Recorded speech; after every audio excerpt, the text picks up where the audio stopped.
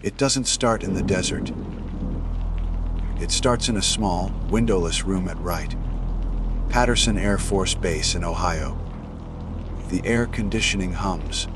The walls are a sterile off-white, and the man across the table has the kind of face you forget the moment you look away. I was a senior airman at the time, 4 years in, with a spotless record in security forces. I was what they called a high performer. I didn't ask questions I wasn't supposed to. I followed orders to the letter, and I took my duty seriously. That's why they picked me. The offer wasn't an offer, it was a summons. A special duty assignment. The man didn't say where or what, only that it required the highest level of clearance and a commitment to absolute secrecy. He slid a thick manila folder across the table. It was a conditional offer of employment, contingent on me passing a vetting process, so thorough it would make a proctologist blush. The first step was the paperwork. Standard Form 86, the questionnaire for national security positions. It wasn't a form. It was an autobiography written under penalty of perjury.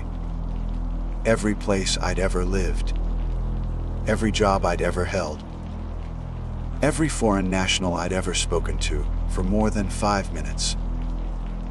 Friends, neighbors, ex-girlfriends.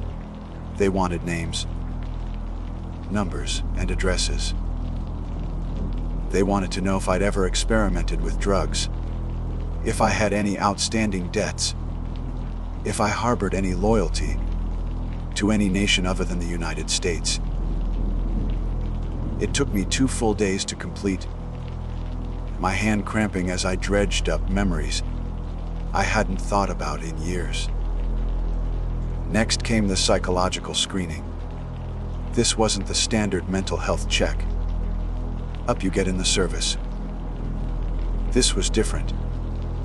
I sat in another sterile room, this time with a licensed psychiatrist, and took a written, multiple choice assessment designed to find a crack in my psychological foundation.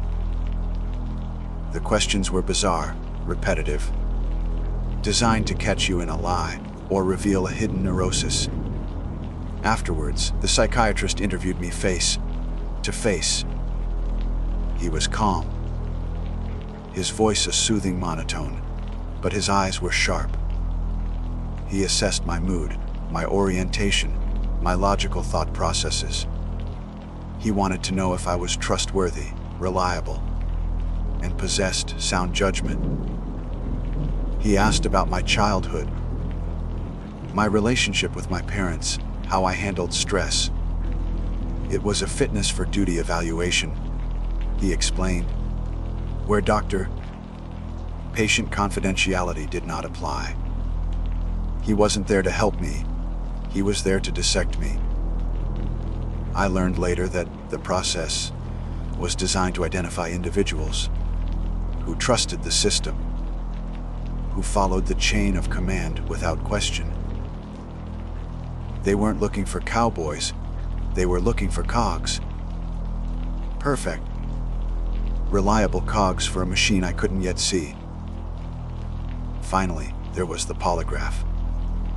They strapped me to a chair, attached sensors to my chest and fingers, and asked me questions for 3 hours. Had I ever committed a serious crime? Had I ever falsified information on a government form? Had I ever been involved in espionage or terrorism? The needle on the machine scratched a nervous line on the paper, recording every jump in my pulse, every bead of sweat on my brow. When it was all over, weeks later, I was brought into one last room. This time, it was just a mountain of non-disclosure agreements. I signed my life away, acknowledging that if veiling anything I was about to see, hear, or do would result in consequences up to and including life imprisonment. I was no longer just Michael Turner. I was a guardian of secrets. My first trip to the ranch was surreal. We didn't drive. We flew from a restricted, unmarked terminal at McCarran International Airport in Las Vegas. The airline is colloquially known as Janet, and its planes are simple white 737s with a single red stripe down the side. No logos, no branding. We boarded before sunrise, a silent group of men and women. Guards, engineers, scientists, janitors, all with the same blank, professional expressions. We flew over 100 miles into the barren heart of the Nevada desert, into airspace so restricted that even other military pilots are warned away on threat of disciplinary action. When we landed at Groom Lake, what struck me most was the profound sense of anticlimax. The place the world knew as Area 51, the nexus of every alien conspiracy theory since Roswell, was boring. It was a collection of functional, nondescript hangars, workshops, and administrative buildings baking under the desert sun. There were no flying saucers parked on the tarmac. No little green men waving from the control tower. It was a military base, plain and simple. Life there settled into a rigid, monotonous routine, a carefully constructed comfort zone in one of a human's least comfortable environments. We lived in Spartan dorms. Some guys shared a room, but I was senior enough to get a small, private room with a bathroom I shared with the guy next door. The work week was typically 5 days on, 2 off, though some posts required Panama shifts to maintain 24/7 coverage on our downtime. There were amenities designed to keep us from going stir crazy from the isolation, a decent gym, a small commissary and base exchange, a BX that was like a miniature Walmart, a bowling alley, and a movie theater that played films a few weeks after their national release. The isolation was a known factor. We were hundreds of miles from civilization, and the loneliness could be a heavy weight, a documented risk factor at such remote installations. The routine was our defense against it. The big secret of the ranch was an open secret among the staff. It was a flight testing facility for the most advanced experimental aircraft in the world. Black projects developed by the Air Force, the CIA, and companies like Lockheed Martin. We'd occasionally see them, strange, angular shapes being towed into hangars or, more rarely, taking to the sky at dusk. The A-12 Oxguard, the F-117 Nighthawk, the SR-71 Blackbird, these were the UFOs people saw. Their radical designs and blistering speeds were unlike anything commercial pilots had ever witnessed, especially back in the 50s and 60s. The alien folklore was a convenient fiction, a smokescreen that the command structure seemed to quietly encourage. It was the perfect cover, hiding the truth from Soviet satellites and modern-day tourists by wrapping it in a layer of absurdity. We were all in on the joke. It made us feel superior, smarter than the public we were protecting. It made us trust the system even more. My job was to enforce that secrecy.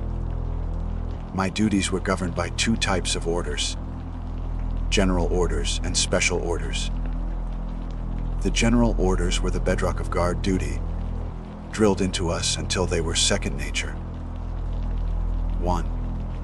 I will guard everything within the limits of my post, and quit my post only when properly relieved. 2. I will obey my special orders and perform all my duties in a military manner. 3. I will report violations of my special orders, emergencies, and anything not covered in my instruction to the commander of the relief. My days consisted of patrols in a Humvee, along the perimeter fence, foot patrols around critical facilities, and shifts in the main security monitoring station. We watched a bank of screens showing feeds from hundreds of cameras, monitored alarm panels for fire and security breaches, and tracked movement on the buried motion sensors that laced the desert floor. At the gates, we enforced strict entry control, checking IDs and logging every person and vehicle that passed through the boom gates under the shadow of signs authorizing the use of deadly force. We used challenge and countersign protocols straight out of a Cold War spy movie. Held. WHOS Tira. I'd shout into the darkness, my M4 rifle held at the low ready. The whole system was built on a foundation of rigid, logical, and predictable rules. It was a world where everything had a procedure, every contingency a protocol. It was safe. But then came the special order for Sector 4. Special orders were specific to your post, detailing the nitty-gritty of your patrol. Most were mundane. Check the lock on Hangar 12 at 0200 hours. Ensure boiler gauges in Building 7 are in the green. But the order for Sector 4 was different. Sector 4 was a vast, empty stretch of desert on the northern edge of our patrol route. There was nothing out there. No buildings, no equipment, nothing but sagebrush and sand. The order read, if you observe any biological signatures of non-native terrestrial fauna in Sector 4, do not engage. Do not report via radio. Do not investigate. Immediately return to the command center and log the event as Code 78 Alpha, equipment malfunction. Await direct debrief from the commander of the relief. The order was a paradox. It was a direct, baffling contradiction of General Order Feni 3, which commanded us to report anything unusual. This order told us to see something extraordinary, and not only ignore it, but to lie about it in the official log. It was the first crack in the perfect, logical machine. It implied that command was aware of something in that empty stretch of desert, something so sensitive that the standard emergency protocols were to be deliberately bypassed. It was an illogical rule in a world built on logic, and it planted a seed of cold dread in my gut. That seed began to sprout a few weeks later. I was on a custodial detail, a common task for junior enlisted personnel, cleaning out a small administrative office that had been recently vacated. It was a mind-numbing job of hauling trash and mopping floors. In a dusty corner, under a desk, was a forgotten metal filing cabinet, drawer that had come off its rails. It was empty, except for a single, slim folder. It was unmarked, but inside was a single sheet of paper, a heavily redacted report. Most of it was blacked out, thick lines of ink obscuring whatever secrets it held. But at the top, a single line of text was visible, stamped in stark red letters PROJSTA by GILs. SUBJTSTNSTBLE. The words hit me like a physical blow. Project. We had projects here. But they were aircraft. Oxcart. Have done it. Tacit Blue. They were names for machines. Abigail was a human name. And then there was the other word. Subject. The base tested planes and weapons systems, not subjects. My mind immediately flashed to the dark rumors from history, the unethical human experiments conducted by the military during the Cold War. MK, ULTRA, Edgewood Arsenal. Stories of men being used as lab rats. I stood there in the silent office, the hum of the fluorescent lights suddenly deafening. I thought of the illogical order for Sector 4. I thought of the word biological signatures. I thought of the name Abigail. A connection began to form in my mind, a terrifying piece of mental arithmetic that I didn't want to solve. The horror wasn't from the sky. It wasn't extraterrestrial. It was something we had made. Something we had locked away in the desert. That night on patrol, I drove to the edge of Sector 4 and killed my engine. I sat in the darkness, staring out at the vast, empty expanse under a sky littered with a billion indifferent stars. The desert was silent, but my mind was screaming. Project Abigail. What had they done here? Finding that file changed everything. Before, the secrecy of the ranch had been a source of pride, a shield. Now, it felt like the walls of a tomb. The bland, functional building seemed to hide a sickness, and the casual, professional demeanor of my colleagues felt like a mask. I started watching them, wondering who knew. Did the engineers who designed the next generation of spy planes know they shared a base with something called Project Abigail? Did the janitor, who whistled while mopping the mess hall floors, know what was buried out in the desert? Or was I the only one cursed with this sliver of terrible knowledge? The isolation, once a simple fact of the job, became an active, malevolent presence.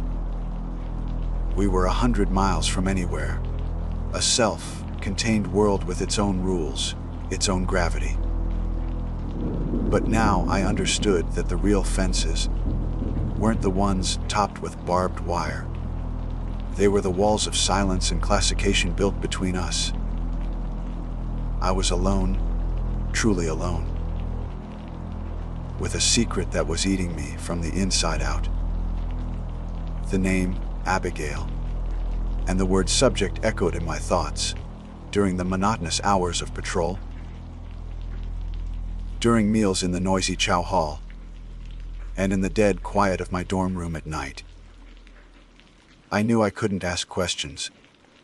In a place like this, curiosity was a disease. And the wrong person, the wrong question was the quickest way to find yourself on a Janet flight back to Vegas with a dishonorable discharge and a gag order that would follow you to the grave. So, I began my own quiet, desperate investigation. The base had a small technical library, mostly filled with engineering manuals and outdated periodicals. I started spending my downtime there, poring over archived maintenance logs for Sector 4. I told anyone who asked that I was studying for a promotion board, a plausible lie. It took weeks, but I found them. Sprinkled across years of records were 3 other instances of Code 78, Alpha, equipment malfunction. Each was logged by a different guard on a different date. And next to each of their names was a transfer order, dated within 72 hours of the log entry. They were sent to Thule, to Guam, to the forgotten corners of the Air Force empire. They weren't being rewarded. They were being exiled, buried. My next move was riskier. there was a civilian maintenance chief, a man everyone just called Sarge, who'd been at the ranch since the days of the U-2. He was a grizzled, pot-bellied man with hands permanently stained with grease and hydraulic fluid. And the rumor was he knew where every metaphorical body was buried. I found him in the vehicle maintenance bay, working on the engine of a Humvee. I tried to be casual, leaning against a tool chest and making small talk about the weather. Then, I mentioned I'd been having radio trouble on night patrols out north, near Sector 4. Sarge didn't look up from the engine. He just stopped turning his wrench. The silence in the bay was suddenly heavy. Some equipment is just prone to interference. Son, he said, his voice low and flat. You write it up, you log it, and you forget it. You don't go poking around things that are supposed to be broken. He finally looked at me, his eyes dark and serious. This place has a way of getting rid of faulty parts, you understand. That goes for machines and for people. The message was clear. Stop digging. The fear should have made me stop. Instead, it sharpened into a kind of fatalistic obsession. I knew I was on the edge of something terrible, but turning back felt impossible. The truth had a hook in me. A week later, my turn came. I was assigned the midnight to dawn patrol along the northern perimeter, the route that skirted the edge of Sector 4. The desert night was unnervingly quiet. The only sounds, the crunch of my tires on the gravel service road and the low hum of the Humvee's engine. The sky was a spray of cold, distant stars, a sight that usually brought me a sense of peace. Tonight, it just made me feel small and exposed. It started around 0300, a flicker of static on my radio. It wasn't unusual. We were in a valley, and there were dead spots. But then, through the hiss, I heard something else. It was faint, rhythmic. A series of clicks, like a gauger counter, but organic. It sounded like chattering teeth, amplified and distorted. I switched frequencies, but it was there on every channel, a ghost in the machine. My heart hammered against my ribs. I told myself it was nothing. Solar flares, a loose connection. Then the console in front of me beeped. A single, sharp alert. Motion sensor violation. Zone 4 Delta. The very edge of Sector 4. My training, my general orders, screamed at me to call it in. To report the sensor trip to the commander of the relief. But the special order for Sector 4 superseded everything. Do not report via radio. Do not investigate. My hand hovered over the mic, my thumb frozen over the transmit button. I switched the long-range thermal camera on, swinging it toward the coordinates of the sensor trip, miles away. The desert floor appeared on my screen in a ghostly palette of black and white, the sand cold and dark, the hardy desert shrubs glowing a faint, spectral white. And then I saw it, a heat signature. It was bipedal, roughly the size of a person, but it moved all wrong. It scurried across the desert floor on all fours, its limbs moving with a jerky, insect-like speed that was deeply unnatural. Then it stopped and rose, unfolding itself to its full height.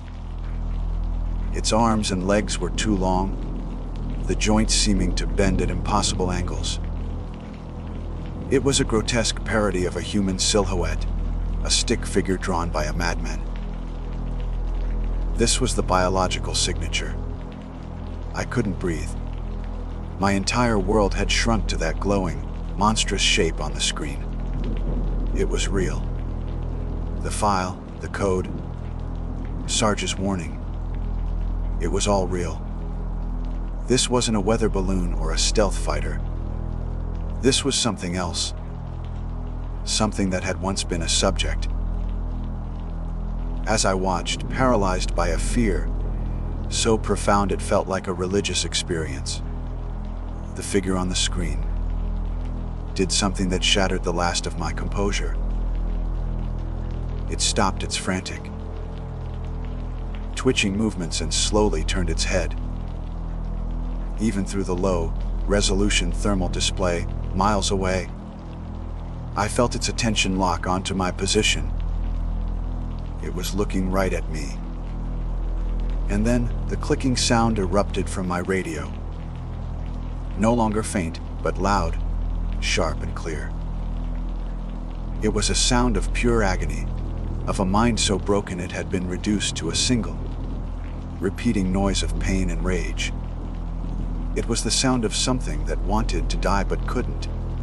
Then, as suddenly as it appeared, it was gone. It dropped to the ground and scrambled away into the darkness with that impossible speed, vanishing from the camera's view. The sensor alert went dead. The clicking on the radio dissolved back into empty static. I was left alone, in the humming silence of my vehicle, shaking so violently I could barely keep my hands on the wheel. It took every ounce of my training and discipline to force myself to drive back to the command center. I walked into the security office on legs that felt like rubber. My sergeant on duty took one look at my pale, sweat-soaked face and just pointed to the logbook. I picked up the pen, my hand trembling, and found the entry line for my patrol. I wrote the time, the sector, and the required code 78, Alpha equipment malfunction. The lie felt like poison on my tongue. As the special order dictated, I waited. 10 minutes later, the commander of the relief, a major with a chest full of ribbons and eyes like chips of ice, entered the room. He didn't speak to me, just jerked his head toward a small, soundproof debriefing room. I followed him in, and he shut the door. The silence was absolute. He didn't ask what I saw. He didn't ask about the sensor trip or the radio interference. He just stood there, staring at me, his expression unreadable. "Did you log the event correctly, Airman Turner?" he asked, his voice calm and dangerously soft. "Yes, sir." I managed to choke out. "Equipment malfunction." He held my gaze for a long, terrifying moment, a predator deciding if its prey was worth the effort. "Good," he said finally. "There's a lot of sensitive gear out there. Sometimes it goes on the fritz. It's best for everyone to just log it and move on. You saw an equipment glitch. You heard static. You did your duty by reporting it accurately. Are we clear?" The threat wasn't just in his words. It was in the air, in the cold, sterile room, in the utter finality of his tone. This was the machine in action. This was how the secret was kept. "Crystal clear, sir," I said. He nodded once, then opened the door. "You're dismissed." I stumbled back to my dorm as the first hints of dawn were breaking over the mountains. I felt violated, not by what I had seen, but by the cold, bureaucratic horror of the cover-up. I locked my door, my hand still shaking, and fell onto my bed. But sleep was an impossible luxury. The clicking sound echoed in my skull. I felt watched, contaminated by the secret I now shared. My eyes drifted around my small, sterile room, my comfort zone, my safe space. And then I saw it. On the small nightstand next to my bed, there was a single sheet of paper, folded neatly in half. It hadn't been there when I left for my shift. I know it hadn't. My blood ran cold. I reached out with a trembling hand and unfolded it. It was a drawing. A child's drawing, done in wax crayon. It depicted a crude stick figure of a little girl with long, stringy hair and a wide, smiling mouth. Below the figure, scrawled in messy, uneven letters, was a single word. Abigail. Sleep didn't come. How could it? I sat on the edge of my cot, the child's drawing held in my trembling hands. The paper was cool and smooth, standard issue from any office supply closet, but it felt like it was burning my skin. Abigail. The name was scrawled in a messy, desperate hand. The crayon pressed so hard, it had nearly torn through the paper. The stick figure girl smiled a wide, vacant smile. This wasn't a threat from the major. It wasn't a warning from the chain of command. The cold, gut-wrenching certainty that settled in my soul was far worse. This was a message from her. The creature I saw on the thermal camera, the thing that scurried across the desert floor with impossible, insect-like speed, had been in my room. It had bypassed the lock, evaded the patrols, and stood here, in this small, sterile box they called my quarters. It had stood right where I was sitting now. The thought sent a jolt of ice through my veins, so sharp it made me gasp. I wasn't just a guard watching a secret. I was a part of the secret now. I was in the cage with the monster. My carefully constructed world of rules and procedures had been a lie. The real system wasn't about protecting advanced aircraft. It was about containing this horror, and my superiors were just zookeepers. The drawing wasn't a threat, it was a plea.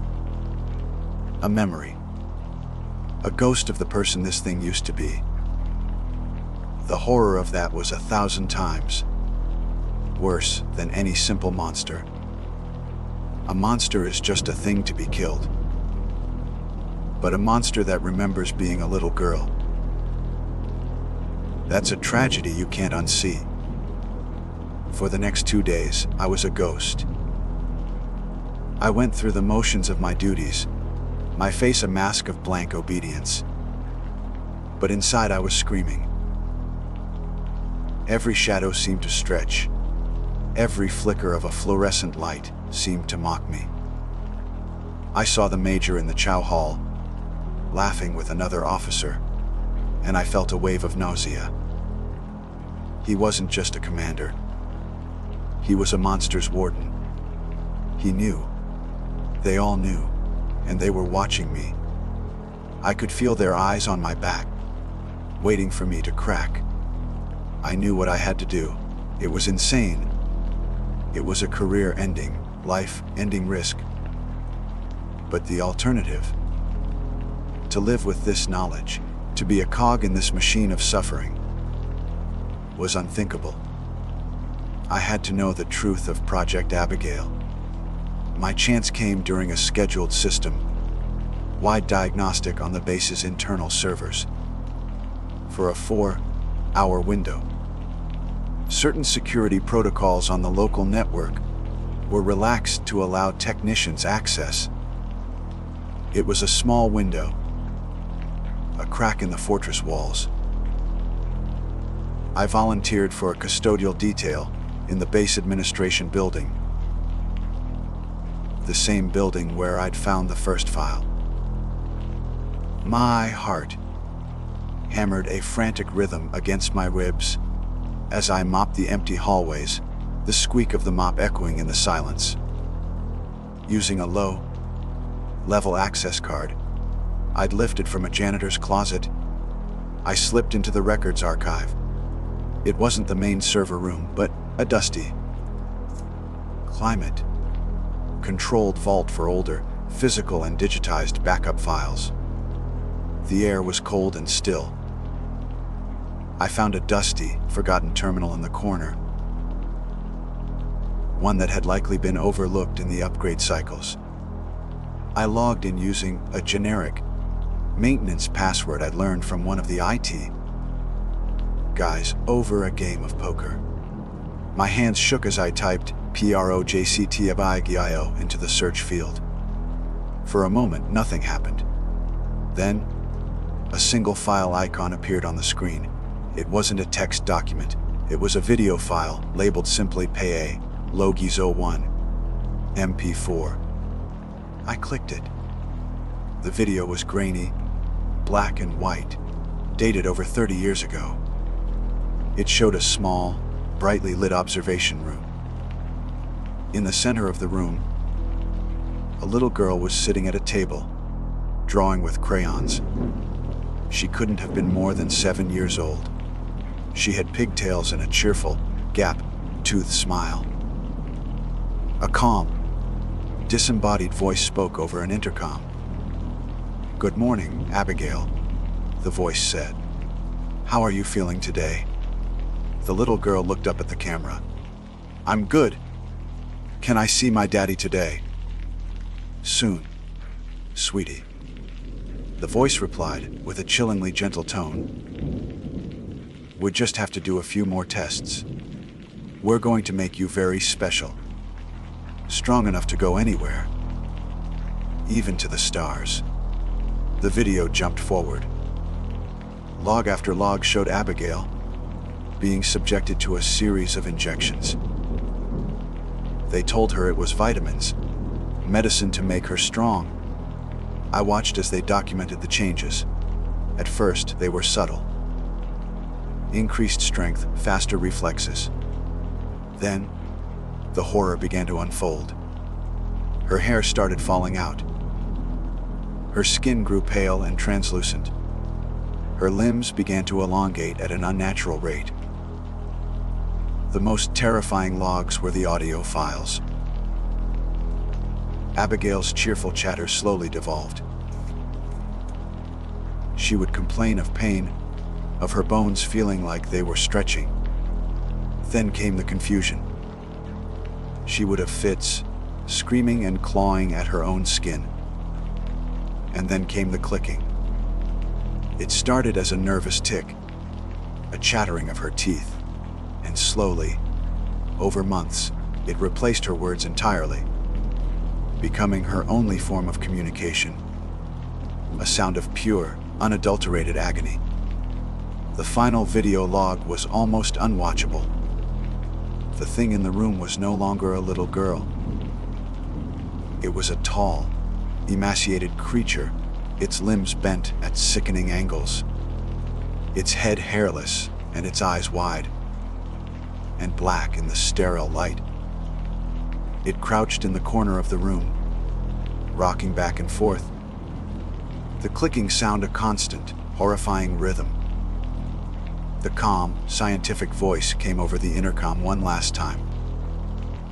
"Project Abigail. Subject has lost all higher cognitive function. Language centers have been replaced by primitive vocalizations. Cellular regeneration is off the charts, but psychological degradation is total. The subject is no longer viable for its intended purpose. Recommend termination of the project and containment of the asset." Asset. I slammed the terminal off, stumbling. Back from the desk, my hand over my mouth, as I fought back a wave of vomit. They hadn't been trying to make a soldier. They were trying to make an astronaut, something that could survive the vacuum of space. Something that could endure the unimaginable stresses of interstellar travel. They had taken a little girl, promised her the stars, and turned her into a monster trapped in a living hell. And they had locked her away in the dark, empty desert of Sector 4. I knew then that I couldn't be a part of it. I couldn't be one of the zookeepers. I wiped the terminal clean, slipped out of the archive, and finished my shift in a daze. That night, I didn't go to my dorm. I went to the motor pool, wired a supply truck, and drove. I didn't head for the main gate. I drove straight into the desert, smashing through a remote section of the perimeter fence and disappearing into the vast, unforgiving darkness of the Nevada night. That was 6 months ago. I'm writing this from a cheap motel room in a town I won't name. I don't stay in one place for long. I am AWL. A deserter. A traitor to the uniform I once wore with pride. But I don't care. I know they're looking for me. Not with police bulletins, but with the quiet, invisible methods they use. Men in dark sedans, glitches in my phone. The feeling of being watched that never, ever goes away. I threw my life away. I lost my career, my future, my name. But I sleep at night. I have to believe I did the right thing. I have to believe that exposing this, even to a handful of strangers on the internet, is worth it. The world needs to know what they did, what they created. But the real reason I'm writing this, the reason I can't stop, is because of what happened last night.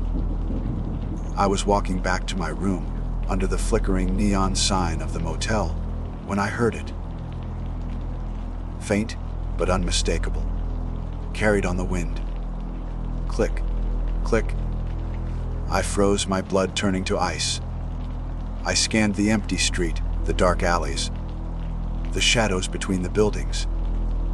There was nothing there. It was probably just my mind, broken by paranoia and fear. It had to be. But then I saw it. Tucked under the windshield wiper of my car was a single sheet of paper, folded neatly in half. It was a child's drawing, done in crayon. It was a picture of a man with short brown hair, wearing a security guard's uniform. My uniform. And below it, in messy, uneven letters, was a single word. Daddy, sleep didn't come. How could it? I sat on the edge of my cot, the child's drawing held in my trembling hands. The paper was cool and smooth, standard issue from any office supply closet, but it felt like it was burning my skin. Abigail. The name was scrawled in a messy, desperate hand, the crayon pressed so hard, it had nearly torn through the paper. The stick-figure girl smiled a wide, vacant smile. This wasn't a threat from the major. It wasn't a warning from the chain of command. The cold, gut-wrenching certainty that settled in my soul was far worse. This was a message from her. The creature I saw on thermal camera, the thing that scurried across the desert floor with impossible, insect-like speed, had been in my room. It had bypassed the lock, evaded the patrols, and stood here, in this small, sterile box they called my quarters. It had stood right where I was sitting now. The thought sent a jolt of ice through my veins, so sharp it made me gasp. I wasn't just a guard watching a secret. I was a part of the secret now. I was in the cage with the monster. My carefully constructed world of rules and procedures had been a lie. The real system wasn't about protecting advanced aircraft. It was about containing this horror, and my superiors were just zookeepers. The drawing wasn't a threat, it was a plea. A memory. A ghost of the person this thing used to be. The horror of that was 1,000 times worse than any simple monster. A monster is just a thing to be killed. But a monster that remembers being a little girl, that's a tragedy you can't unsee. For the next 2 days, I was a ghost. I went through the motions of my duties, my face a mask of blank obedience. But inside I was screaming. Every shadow seemed to stretch. Every flicker of a fluorescent light seemed to mock me. I saw the major in the chow hall, laughing with another officer, and I felt a wave of nausea. He wasn't just a commander. He was a monster's warden. He knew. They all knew. And they were watching me. I could feel their eyes on my back, waiting for me to crack. I knew what I had to do. It was insane. It was a career-ending, life-ending risk. But the alternative, to live with this knowledge, to be a cog in this machine of suffering, was unthinkable. I had to know the truth of Project Abigail. My chance came during a scheduled system-wide diagnostic on the base's internal servers. For a 4-hour window, certain security protocols on the local network were relaxed to allow technicians access. It was a small window, a crack in the fortress walls. I volunteered for a custodial detail in the base administration building. The same building where I'd found the first file. My heart hammered a frantic rhythm against my ribs as I mopped the empty hallways, the squeak of the mop echoing in the silence. Using a low-level access card I'd lifted from a janitor's closet, I slipped into the records archive. It wasn't the main server room, but a dusty, climate-controlled vault for older, physical and digitized backup files. The air was cold and still. I found a dusty, forgotten terminal in the corner. One that had likely been overlooked in the upgrade cycles. I logged in using a generic maintenance password I'd learned from one of the IT guys. Over a game of poker.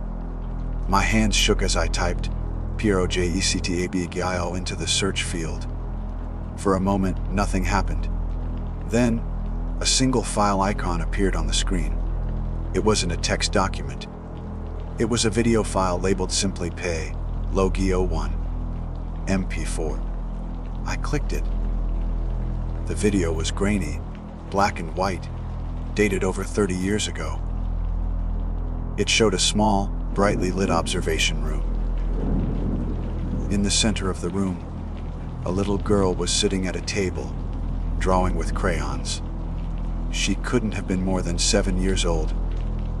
She had pigtails and a cheerful, gap-toothed smile. A calm, disembodied voice spoke over an intercom. "Good morning, Abigail," the voice said. "How are you feeling today?" The little girl looked up at the camera. "I'm good. Can I see my daddy today?" "Soon, sweetie," the voice replied with a chillingly gentle tone. "We just have to do a few more tests. We're going to make you very special, strong enough to go anywhere, even to the stars." The video jumped forward. Log after log showed Abigail being subjected to a series of injections. They told her it was vitamins, medicine to make her strong. I watched as they documented the changes. At first they were subtle.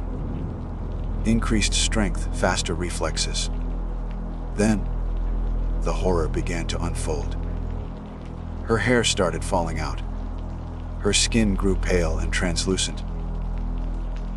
Her limbs began to elongate at an unnatural rate.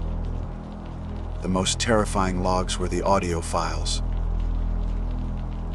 Abigail's cheerful chatter slowly devolved.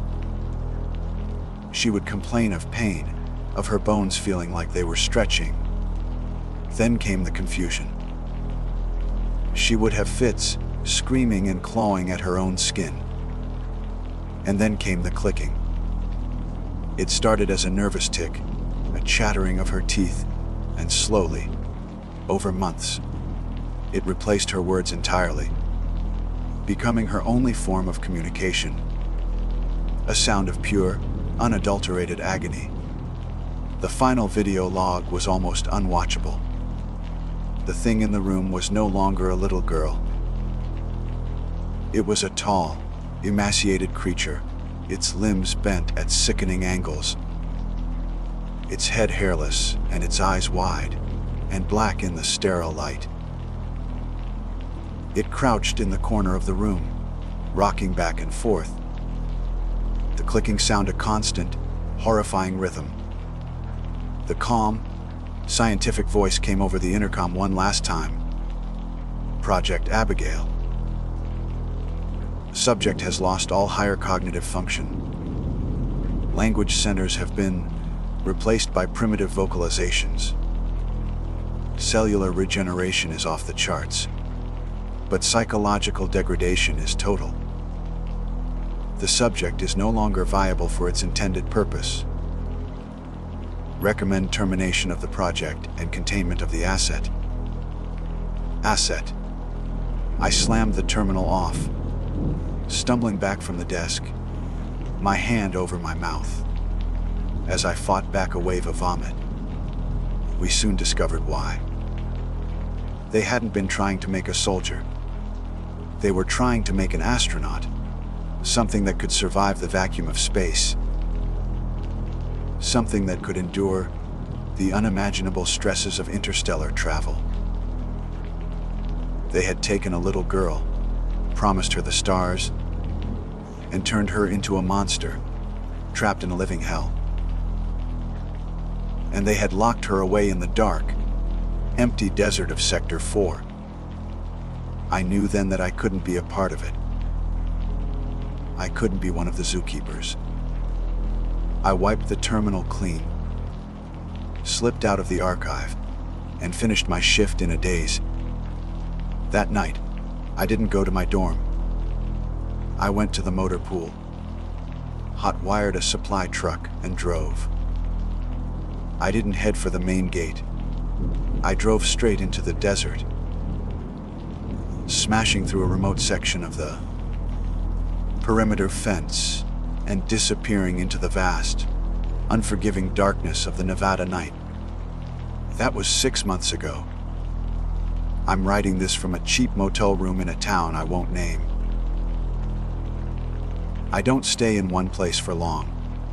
I am a WOL, a deserter, a traitor to the uniform I once wore with pride.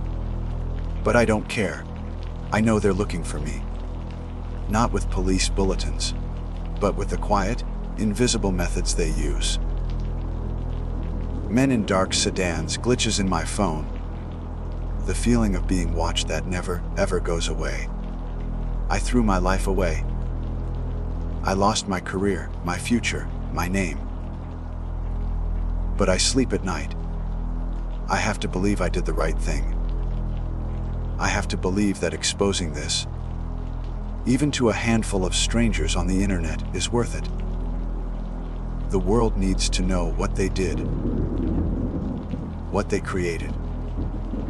But the real reason I'm writing this, the reason I can't stop, is because of what happened last night.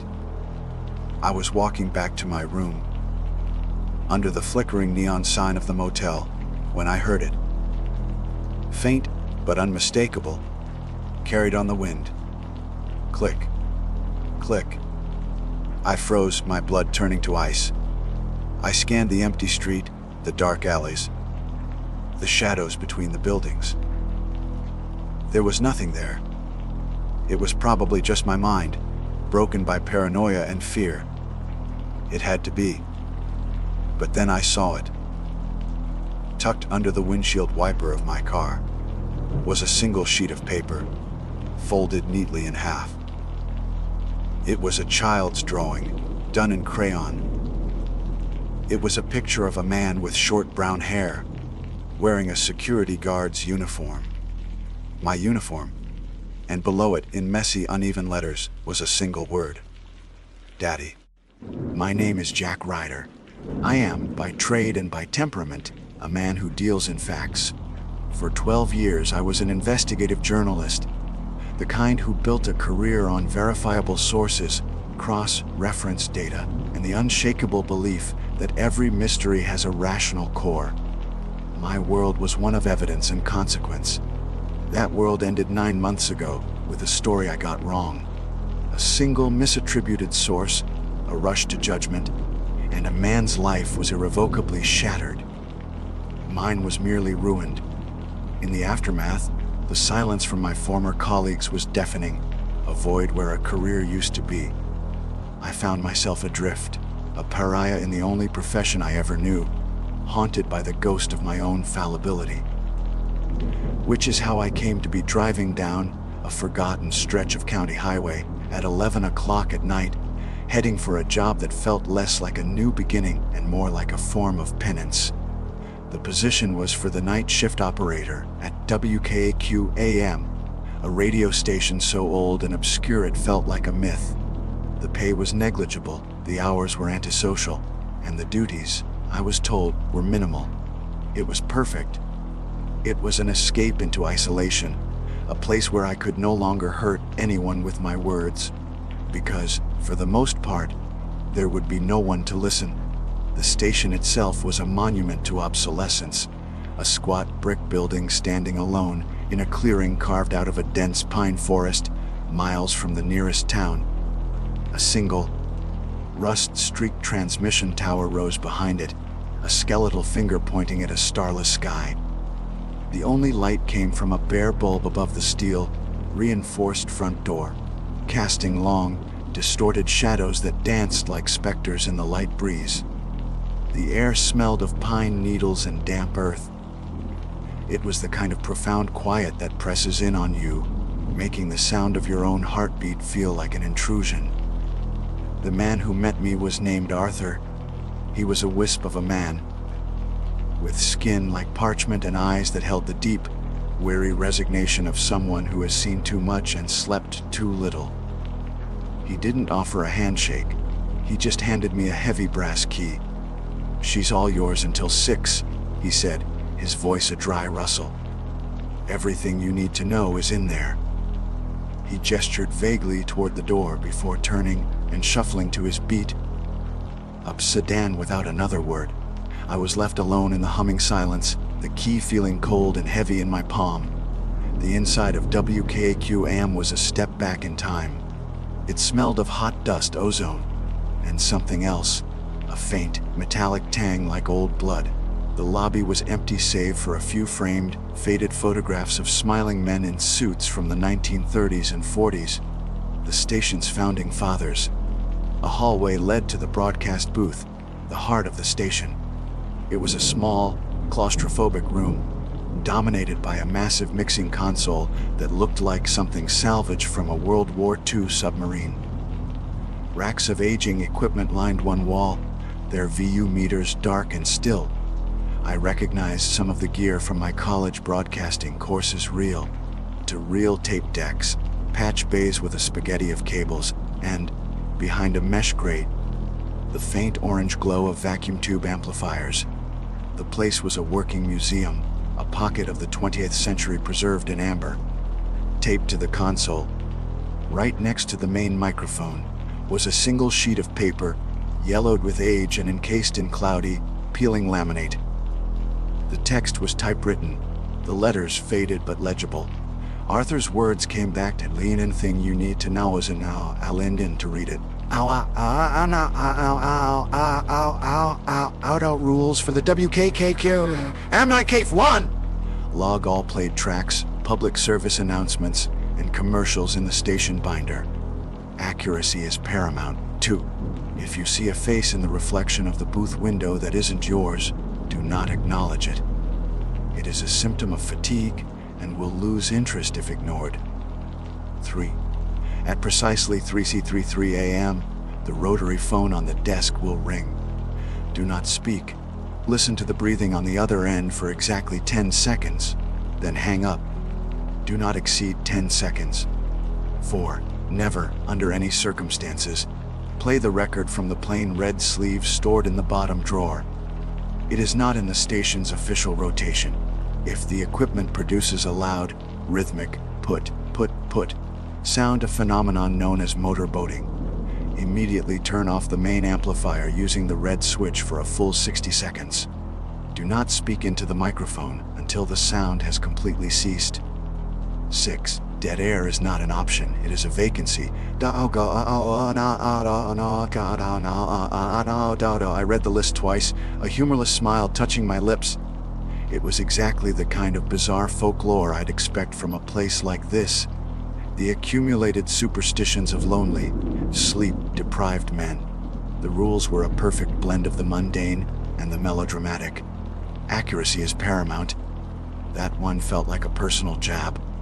The face in the window, the cryptic phone call, classic ghost story tropes. The red-sleeved record was pure forbidden fruit, a test of curiosity. Rule 5 was interesting. Motorboating was a real technical issue with old tube amps, a sign of oscillating feedback. Grounding one of the rules in a verifiable technical glitch was a clever touch. It lent a sliver of credibility to the whole absurd list. But Rule 6, dead air is not an option. It is a vacancy. That one was different. It wasn't a practical instruction. It was poetry, dark and unsettling. It hinted at a deeper, more abstract fear. In broadcasting, dead air is the ultimate failure, a cardinal sin. But here, the rule framed it as something more, as if the silence itself was a space waiting to be filled by something unwelcome.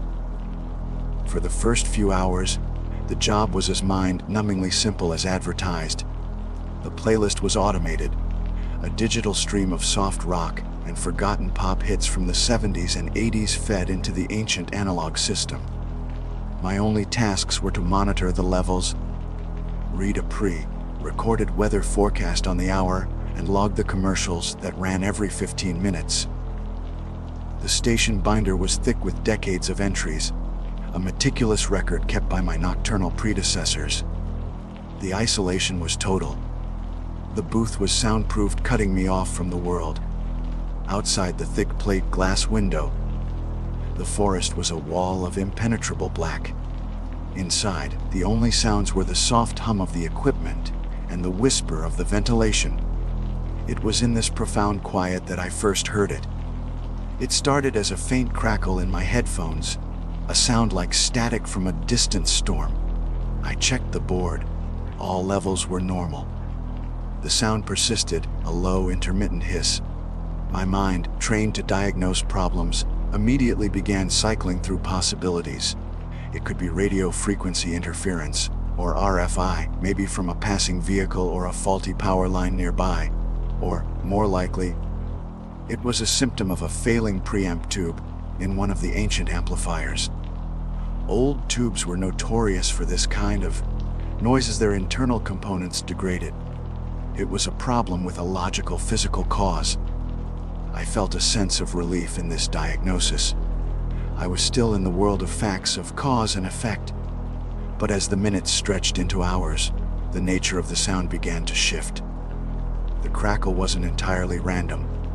There was a rhythm to it, a cadence. For a fleeting moment, underneath the hiss, I thought I heard a voice, a faint, indistinct murmur, like a conversation in a distant room. I pulled the headphones off, my heart suddenly beating faster. The booth was silent. I put them back on. The sound was still there, a ghost in the machine.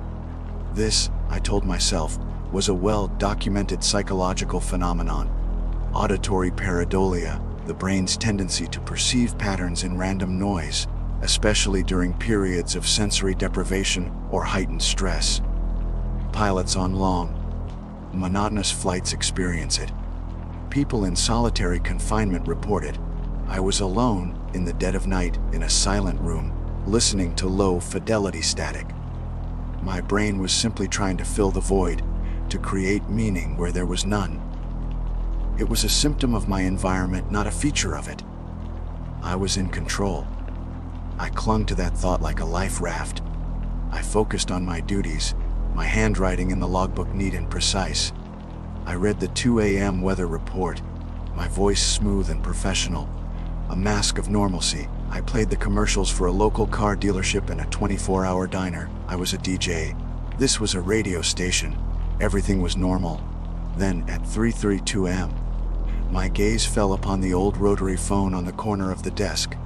It was a heavy, black Bakelite thing, a museum piece. It wasn't even connected to the main console.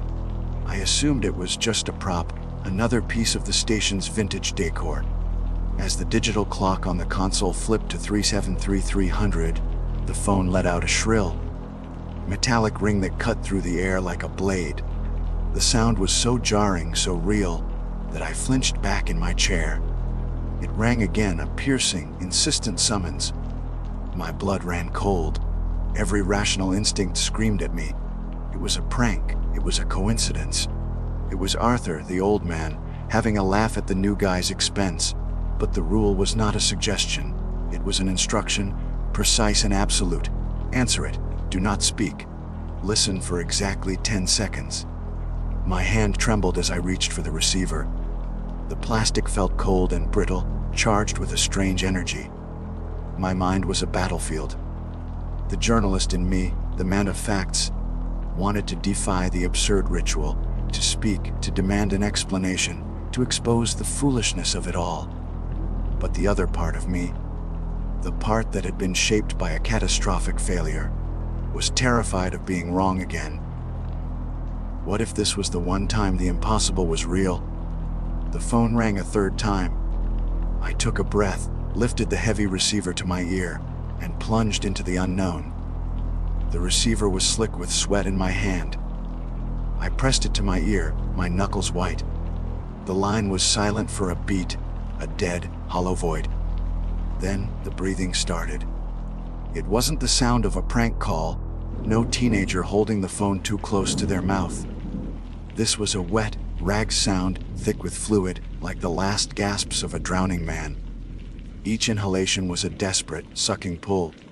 Each exhalation a rattling sigh that seemed to vibrate through the plastic and into the bones of my skull.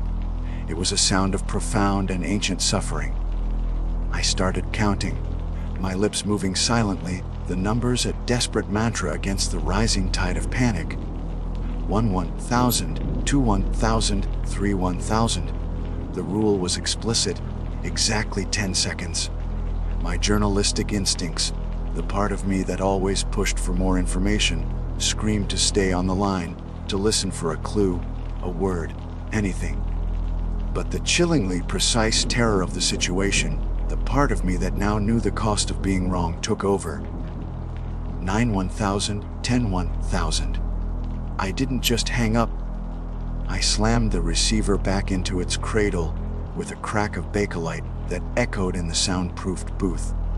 The silence that rushed back in was somehow worse than the breathing had been. It felt heavy, watchful. My heart hammered against my ribs. I stared at the phone, expecting it to ring again, but it remained inert, a black silent relic on the desk. My mind scrambled for a rational explanation. A recording triggered by a timer. A clever bit of psychological warfare, designed by Arthur to weed out anyone who couldn't handle the isolation. But the sound had felt too immediate, too organic, and the phone itself. I leaned over and traced the cord. It wasn't plugged into the wall or the console. It was a thick, fabric-wrapped cord that simply snaked behind the desk and disappeared into a dark, dusty hole in the floorboards. It wasn't connected to anything. I needed to ground myself, to reclaim the world of facts. I put my headphones back on, the familiar weight a small comfort.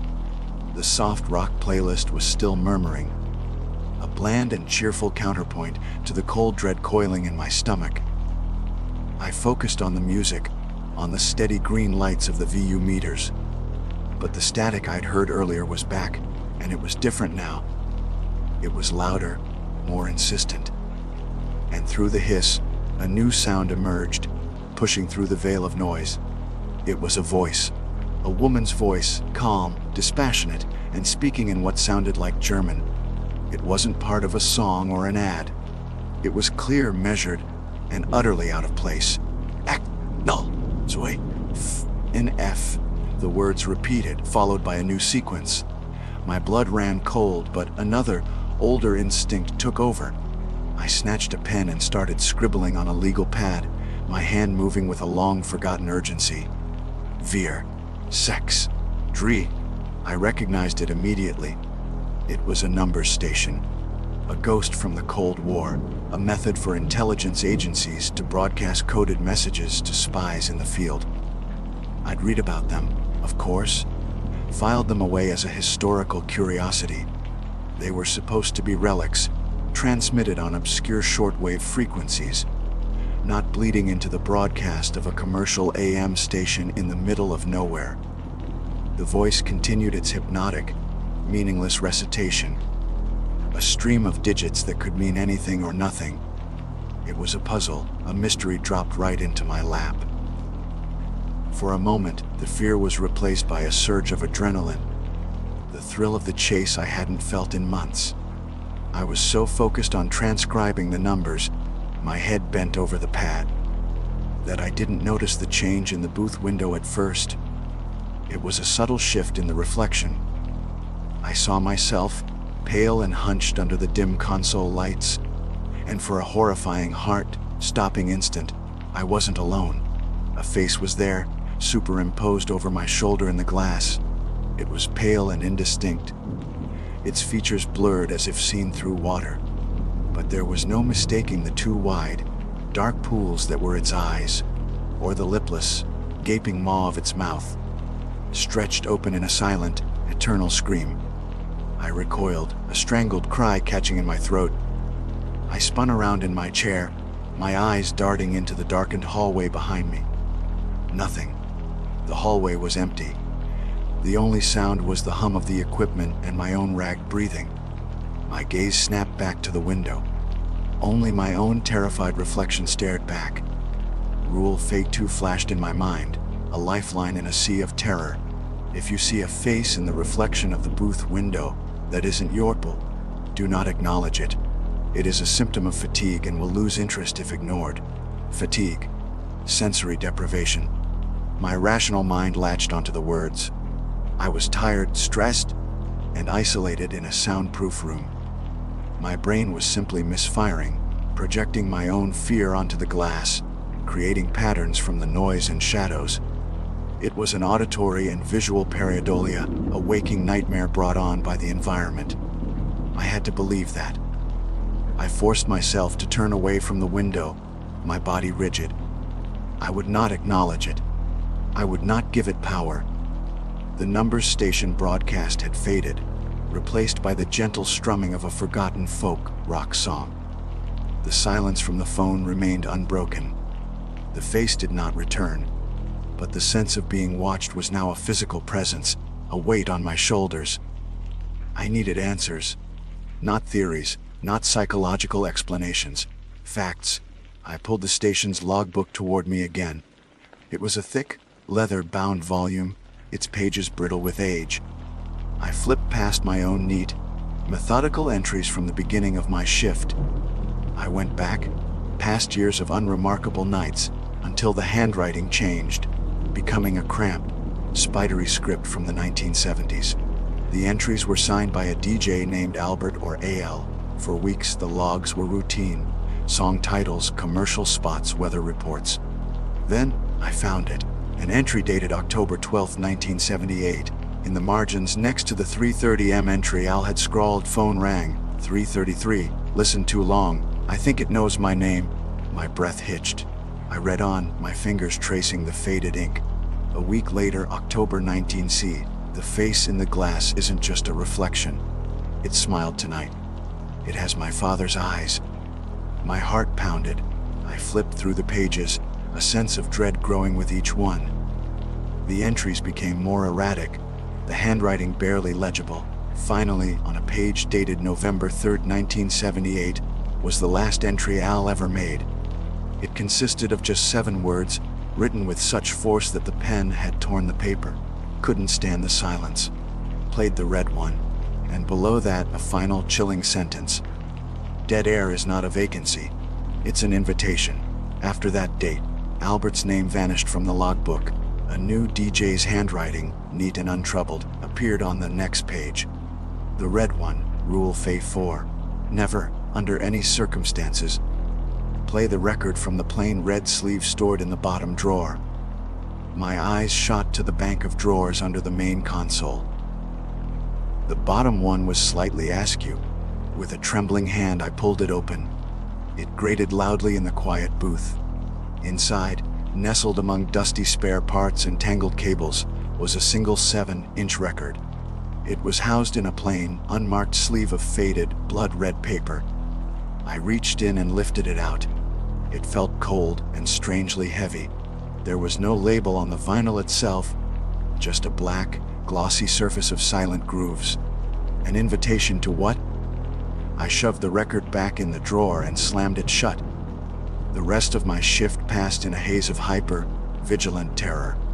Every pop from the aging tube amps, every gust of wind against the building, made me jump. I kept my eyes fixed on the console, refusing to look at the window. Just before 6 a.m., a pair of headlights sliced through the pine trees. Arthur's sedan crunched to a halt on the gravel outside. A few moments later, the front door opened and his shuffling footsteps echoed down the hall. He appeared at the booth door, his expression as impassive and wary as ever. I couldn't stop myself. The words tumbled out, desperate and raw. Arthur, the phone call, the face in the window, the logbook. What is this place? Arthur didn't seem surprised. He simply looked at me, his gaze ancient. He took the heavy brass key from the console where I'd placed it. "You did your job," he said, his voice a dry rustle of leaves. "You logged the tracks. You kept the signal going. That's all that matters." He turned to leave. "But what about Al?" I called after him. "The DJ from the 70s. What happened to him?" Arthur paused at the end of the hall, his back to me.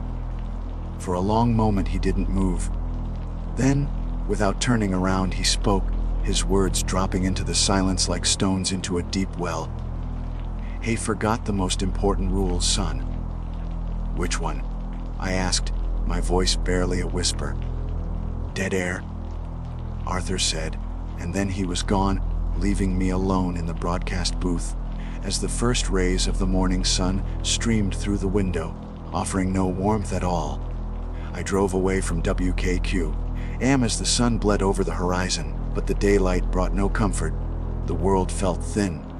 A fragile veneer stretched over something dark and vast. Arthur's final words, "dead air," echoed in my mind, not as an explanation, but as a verdict. Sleep was impossible. My apartment, once a sanctuary, felt alien. Every shadow seemed to stretch, and the silence was filled with the phantom memory of ragged, wet breathing. I was a journalist without a story, a man of facts facing the impossible. So I did the only thing I knew how to do. I started digging. My first search was for the numbers station. The sequence I'd scribbled down felt like the only tangible piece of evidence from the night. Act. Sorry. I plunged into the esoteric corners of the internet. Forums and archives dedicated to the strange hobby of monitoring these ghost transmissions. It didn't take long. On a site called Priam, a meticulously curated catalog of these broadcasts, I found a match. The station was designated SO6, but known to hobbyists by a more evocative name, Die Geisterstimme, the ghost voice. It was a female voice speaking German, known for its calm, dispassionate delivery. According to the site, it was believed to be a transmission from the former East German Stasi, and it had officially ceased broadcasting in 1990, shortly after the fall of the Berlin Wall. It hadn't been heard in over 30 years, yet I had heard it. It had bled through the signal of a forgotten AM station in the middle of an American forest. Next, I searched for the station itself, WKAQ, AM, and the name from the logbook Albert. The station had almost no digital footprint, just a bare, bones entry in a federal database. But newspaper archives were my bread and butter. I scoured the digitized records of the nearest town's local paper from the late 70s. On November 5, 1978, I found it, a small article, buried on page 6. Local man missing. The man's name was Albert Hayes, a 42-year-old radio DJ. His car had been found abandoned on the county highway, just a quarter-mile from the WKAQ AM station where he worked the night shift. He was never seen again. Police suspected he'd wandered into the dense pine forest and succumbed to the elements. The case went cold. The story was exactly as the logbook had foretold. Al hadn't just quit. He'd played the red record, invited in the silence, and vanished. That evening, as I drove back to the station, the dread was a physical thing, a cold knot in my gut. But it was mixed with something else, a grim, defiant resolve. This was no longer just a job, it was a story, and I would see it through to the end. Whatever that might be, I walked into the broadcast booth, armed with a digital audio recorder and a thermos of black coffee. The air inside was still and heavy, thick with the smell of dust and ozone. The rules taped to the console seemed to mock me. They weren't folklore anymore. They were laws of physics for a place that defied them.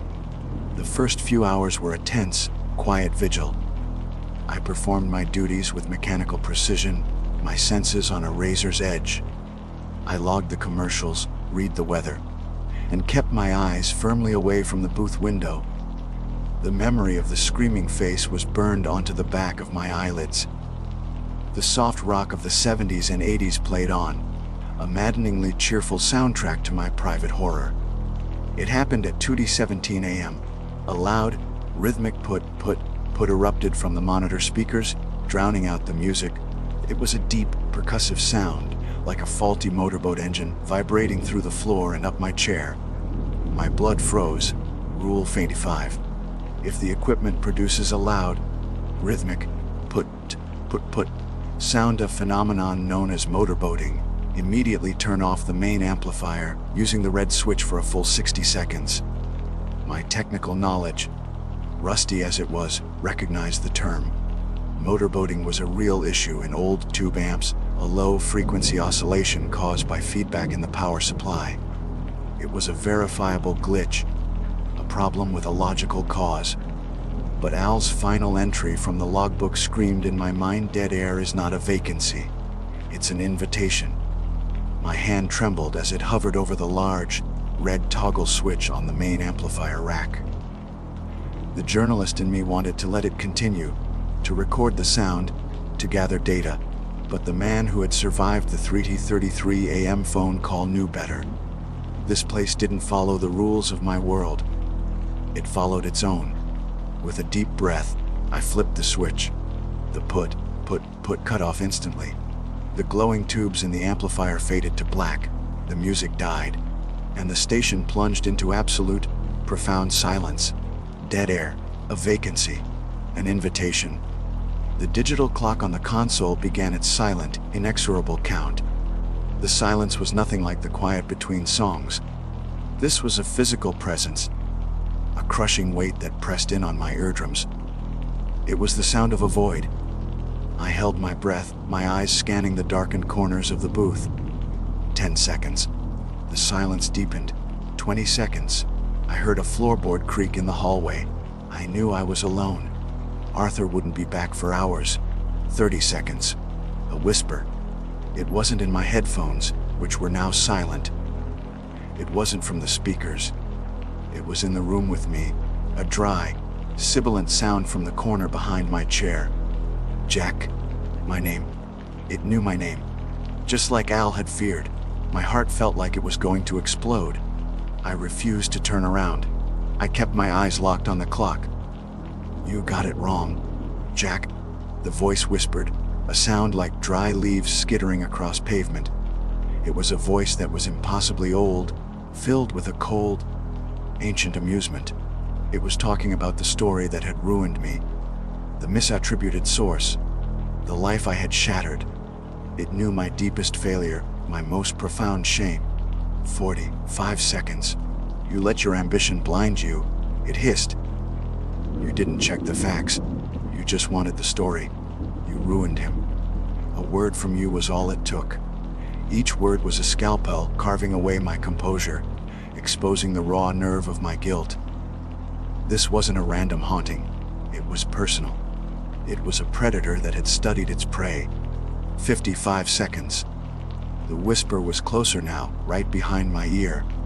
I could feel a cold spot on the back of my neck. What will a word from me do to you? The clock ticked to 60. I didn't wait. I slammed my hand down on the red switch. The amplifier hummed back to life, the vacuum tubes flickering, then glowing with their steady orange light. A moment later, the cheerful chords of a forgotten pop song filled the booth, loud and jarring and the most beautiful sound I had ever heard. The whisper was gone. The cold spot on my neck vanished. I was alone again. I sat there for a long time, shaking, my breath coming in ragged gasps. I finally understood. The rules weren't just a list of quirks and superstitions.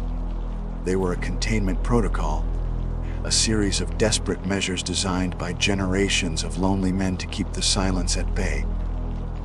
Because in the silence, the vacancy gets filled, and the thing that fills it knows you. My eyes drifted to the bottom drawer beneath the console, the one with the plain red sleeve. The one Al had played. I no longer saw it as a mystery to be solved. I saw it as a weapon, or a key, a way to create a silence so total, so absolute, that whatever was on the other side wouldn't just be invited in. It would be unleashed. I didn't go back to the station for 2 nights. I couldn't. The whisper in the dead air had followed me home. It wasn't in my apartment, not in a literal sense, but it was in the silence between my thoughts, a cold echo of my greatest failure. You got it wrong, Jack. The words were a brand on my psyche. This thing, whatever it was, wasn't just a random specter haunting a forgotten building. It was a predator that knew my scent, my specific wounds. It had turned my own history into a weapon against me. Sleep offered no escape, only disjointed nightmares of static and screaming faces in glass. During the day, I was a man possessed, not by a spirit, but by an obsession. The journalist in me was fully awake now, fueled by a mixture of terror and a desperate need for a truth that could anchor me. I spent hours in the county's digital archives, cross-referencing the names of the station's founders, the smiling men in the faded photographs, with property deeds, business licenses, and old news articles. Most were unremarkable businessmen from the 1930s, but one name stood out: Elias Thorne. He wasn't just an investor, he was an academic, a professor of antiquities at a small, defunct local college. His name appeared in a few obscure journals from the era, not in relation to radio technology, but to fringe archaeological theories and the study of pre-colonial folklore. One article from 1938 was titled "On Sonic Resonance and Mnemonic Echoes," a bizarre treatise that theorized certain audio frequencies could, under the right conditions, act as a key, unlocking residual psychic energy, memories, emotions, even entities, trapped in a physical location. It was dismissed by his peers as pseudoscientific nonsense, but as I read his rambling, esoteric prose, a cold dread washed over me. He wasn't just theorizing, he was writing a user manual. That night I returned to WKAQ-AM. The fear was still there, a cold, hard knot in my stomach, but it was now overlaid with a sense of purpose. I wasn't just here to survive the night, I was here to conduct the most important interview of my life. The station wasn't just a haunted house, it was a machine, a containment device. And I was beginning to understand how it worked. The rules weren't for my safety, they were for the safety of the world outside. The first few hours were the same tense routine. I logged the commercials, my hand steady. I read the weather report, my voice a mask of professional calm. I kept my eyes on the console, away from the treacherous reflections in the window.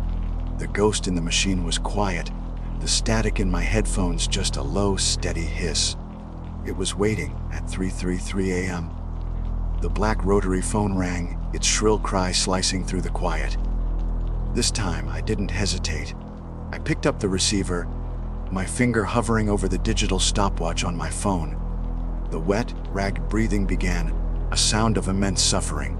I started the timer. The sound filled my ear, a grotesque intimacy that made my skin crawl. But this time I wasn't just a passive listener. I was analyzing it. The cadence, the rhythm, the texture of the sound. It wasn't just breathing. It was a voice stripped of language, reduced to its most primal, desperate component. It was the sound of a story trying to be told without words. At exactly 10 seconds, I hung up. I sat back, my heart pounding, but my mind was clear. The phone call, the face, the motorboating, the numbers station, they weren't separate phenomena. They were symptoms. They were the system trying to communicate, or perhaps break down. They were the cracks in the containment wall, and the red record that was the key. All's last desperate act. Couldn't stand the silence. Played the red one. He hadn't just given up, he'd tried to get an answer. He'd opened the door. My decision was made. It wasn't a choice, really. It was an inevitability. I was a journalist, and the truth was the only thing that mattered, even if it cost me everything. My career was already a ghost. My reputation was a ruin. What was left to lose? My hands trembled as I pulled open the bottom drawer. The plain red sleeve felt cold to the touch, unnaturally so. I slid the 7-inch vinyl from its paper prison. It was heavy, dense, the grooves cut deep into the black, unlabeled surface. This was Elias Thorne's key. This was the final interview. I walked over to the old turntable, a relic even among the other equipment. I placed the record on the platter. I took a deep breath, my own breathing loud in the soundproof booth. I thought of Al Hayes, who vanished into the woods. I thought of the whisper that knew my name. I thought of the man whose life I had ruined with a story. Maybe this was my penance. A final, absolute fact check. I queued up the main broadcast channel. I took the current song, a soft rock ballad, and faded it out. For a few seconds, there was only the low hum of the equipment. Then I killed the master fader. Dead air, the ultimate sin, the vacancy, the invitation. My hand moved with a strange, dreamlike certainty. I placed the needle on the edge of the red record. There was no pop, no crackle. There was only silence. But it was a different kind of silence. The hum of the equipment vanished. The whisper of the ventilation ceased. The faint, almost imperceptible sound of my own blood rushing in my ears disappeared. It was a perfect, absolute, and profound void. A silence so total it felt like a physical pressure, like being at the bottom of a deep ocean. It wasn't the absence of sound. It was the presence of nothing. It was the sound of a door swinging open into an empty universe. I stared at the spinning record, my mind reeling. This was the mnemonic echo Thorne had written about. A frequency that didn't produce sound, but erased it, creating a perfect vacuum for something else to fill. And then it began. It started not as a sound, but as a feeling. A vibration in the floor, a low thrum that resonated in my bones. The lights in the booth flickered once, twice, then held steady. But their glow seemed dimmer, colder. The air grew thick, heavy with the smell of ozone and something else, something metallic and ancient, like the taste of a battery on the tongue. Through the booth window, the forest of pine trees was no longer just a wall of black. It was a shifting, liquid darkness, a tapestry of shadows that seemed to wreathe and coalesce. Then came the voice. It wasn't in my headphones. It wasn't in the room. It was everywhere. It was inside my head, A voice that was not a voice, but a pure, unfiltered thought, ancient and vast and utterly alien. "Eso," it said, the single word echoing through my consciousness with the force of a physical blow. "You shavi open-end th do r yo you my y so or sub hea sto y." I couldn't speak. I couldn't move. I was paralyzed, a specimen under a microscope. "Uart silenci," the voice continued, calm, patient, eternal. "It's got ens. Isart gostan viramikain. Teshes phi spero atestia isake bet its elsko erf consolistini de ruyo ye esavilarnin o e kanya yo virus. Bu e kan uur fiers. The face in the glass appeared again, but this time it wasn't a fleeting reflection. It was solidifying on the other side of the window, pressing against it. The features were sharpening, coalescing from smoke and shadow into something horribly, recognizably human. It had my father's eyes, just as Al had written. But it had my mouth, and it was smiling. "Yo, Siik. Thuruch, Joe, you are malist." The voice boomed in my mind, as the thing in the window raised a hand, its fingers long and thin like a spider's legs, and tapped gently on the glass. Tap, tap, tap. The sound was deafening in the perfect silence. "Viro ll. Th stoya esnovar. Teach th ice. Why you arahasto are now w. Arahatali teobrodachiest." The needle on the red record reached the end of the groove. With a soft click, the turntable's arm lifted. The oppressive silence shattered, and the normal sounds of the booth rushed back in. The hum, the ventilation, my own frantic, gasping breath. But one sound was new. It was the sound of the lock on the broadcast booth door, turning slowly, deliberately, from the outside. "My name is Jack, and I am not here by choice." That's not entirely true. I suppose every step that led me to this fluorescent lit box in the heart of the Wyoming wilderness was a choice. But they were the kind of choices you make when all the good ones have been taken off the table. Before this, my world was a different kind of quiet, a different kind of lonely. It was the sterile silence of a hospital room, punctuated by the rhythmic, indifferent beep of a machine that was supposed to be measuring life, but felt more like it was counting down to the end of it. For 2 years, I lived in that world alongside my wife, Sarah. I learned the language of hushed doctor consultations, of sympathetic but useless glances from nurses, of pharmaceutical names I could never properly pronounce, but whose side effects I knew by heart. I learned the particular weight of a single sheet of paper with the word ice printed at the top. When she was gone, the silence changed. It was no longer sterile, it was cavernous. The beeping stopped, but the invoices didn't. They kept coming. A relentless paper tide, threatening to drown what little was left of me. I sold the house we had bought with such naive optimism. I sold the car. I worked 2 jobs, my days a blur of stocking shelves and bussing tables.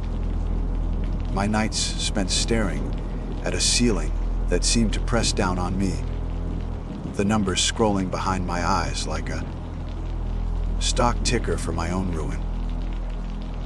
The debt was a monster of a different sort than the ones you read about in stories. It didn't have fangs or claws. It had interest rates. It had late fees. It had a voice on the other end of the phone that was always polite, always understanding, and utterly implacable. It was a slow, grinding horror that chewed away. That future there was nothing left but a past you couldn't afford, and a present you couldn't bear. So when I saw the ad, it felt less like an opportunity and more like an escape hatch. Night attendant wanted. Remote gas station. Yellowstone area. High compensation for suitable candidate. Isolation required. The pay was absurd. More than I could make in 6 months of my double shift life. The isolation, which would have been a deal breaker for anyone with a life to leave, was the main selling point for me. I wanted to be somewhere the mail couldn't find me, where the phone calls couldn't reach, where the silence was made of trees and stars, not memories and regret. The interview was a brief, impersonal video call with a man from a company I'd never heard of, Yellowstone Perimeter Holdings. He had a flat, emotionless voice and asked no questions about my past. He only cared if I could handle being alone, if I had a clean record, and if I could start immediately. He gave me a sanitized brochure version of the park's history. All majestic geysers and noble bison, never once touching on the deeper, stranger history that seemed to hum just beneath the surface of the land. I said yes to everything. What else could I do? It was this or let the monster win. The gas station is an island, a tiny, rectangular raft of artificial light, adrift in an ocean of primeval darkness. They call it Grant Station, though it's miles from Grant Village, set on a lonely stretch of road that connects two of the park's less traveled arteries. During the day, I'm told, it sees a trickle of tourists and the occasional park ranger. But at night, the world shrinks to the 20-yard halo cast by the buzzing fluorescent lights overhead. Beyond that halo, there is nothing but the impenetrable black wall of the lodgepole pines and a sky so choked with stars, it feels ancient and heavy, like it might collapse. The air itself is different here. It's thin and sharp and carries a complex perfume of pine, damp earth, and something else, a faint, almost imperceptible tang of sulfur, a constant reminder that the ground beneath my feet is not solid, settled earth. It is a thin crust over a boiling, violent heart. Early explorers called this place Coulter's Hell, and standing here in the dead of night, you understand why. The silence is the most unsettling part. It's not an absence of sound, it's a presence. It's so profound that every tiny noise, the hum of the coolers, the drip of a faucet, the frantic beat of my own heart, feels like a sacrilege. Sometimes the silence is broken by a sound from the deep woods, a branch snapping, a cry that could be an animal or could be something else entirely. My predecessor, a man named Dale, had left in a hurry. His few belongings were gone, but he'd left the place clean, stocked, and orderly. For the first few hours of my first shift, I busied myself with the mundane, checking inventory, wiping down counters, learning the temperamental old cash register. It was a relief to have simple, physical tasks to ground me. I was trying to convince myself that this was just a job. A weird, isolated, ridiculously well-paying job, but a job nonetheless. It was around 1 a.m. when I found it. I was looking for a roll of paper towels under the main counter, my hand brushing against something taped to the underside of the particle board. I pulled it free. It was a single sheet of paper, laminated and yellowed with age, the text printed from an old dot matrix printer. Taped to it was a handwritten note on a separate, fresher piece of paper. Dale's handwriting was a frantic, spidery scrawl. Jack. It read, my name. The man from the holding company must have told him. This isn't a joke. Your life isn't worth the paycheck if you don't follow these. I'm sorry. I really am. God help you. My first reaction was a tired, cynical smile. An elaborate prank for the new guy. A classic bit of workplace hazing to break the monotony of a dead-end job. I'd seen it before. But as I read the laminated sheet, the smile faded from my face. The specificity of it, the sheer, unhinged strangeness, sent a cold trickle of unease down my spine. This is what it said. Ra les far, trgit chefetish and stat ion 1. The coffee must always be fresh between 200 a.m. and 400 a.m. Never let the pot run dry. You are not making it for customers. 2. If a vintage pickup truck with no headlights pulls in, serve the driver. Do not look him in the eyes.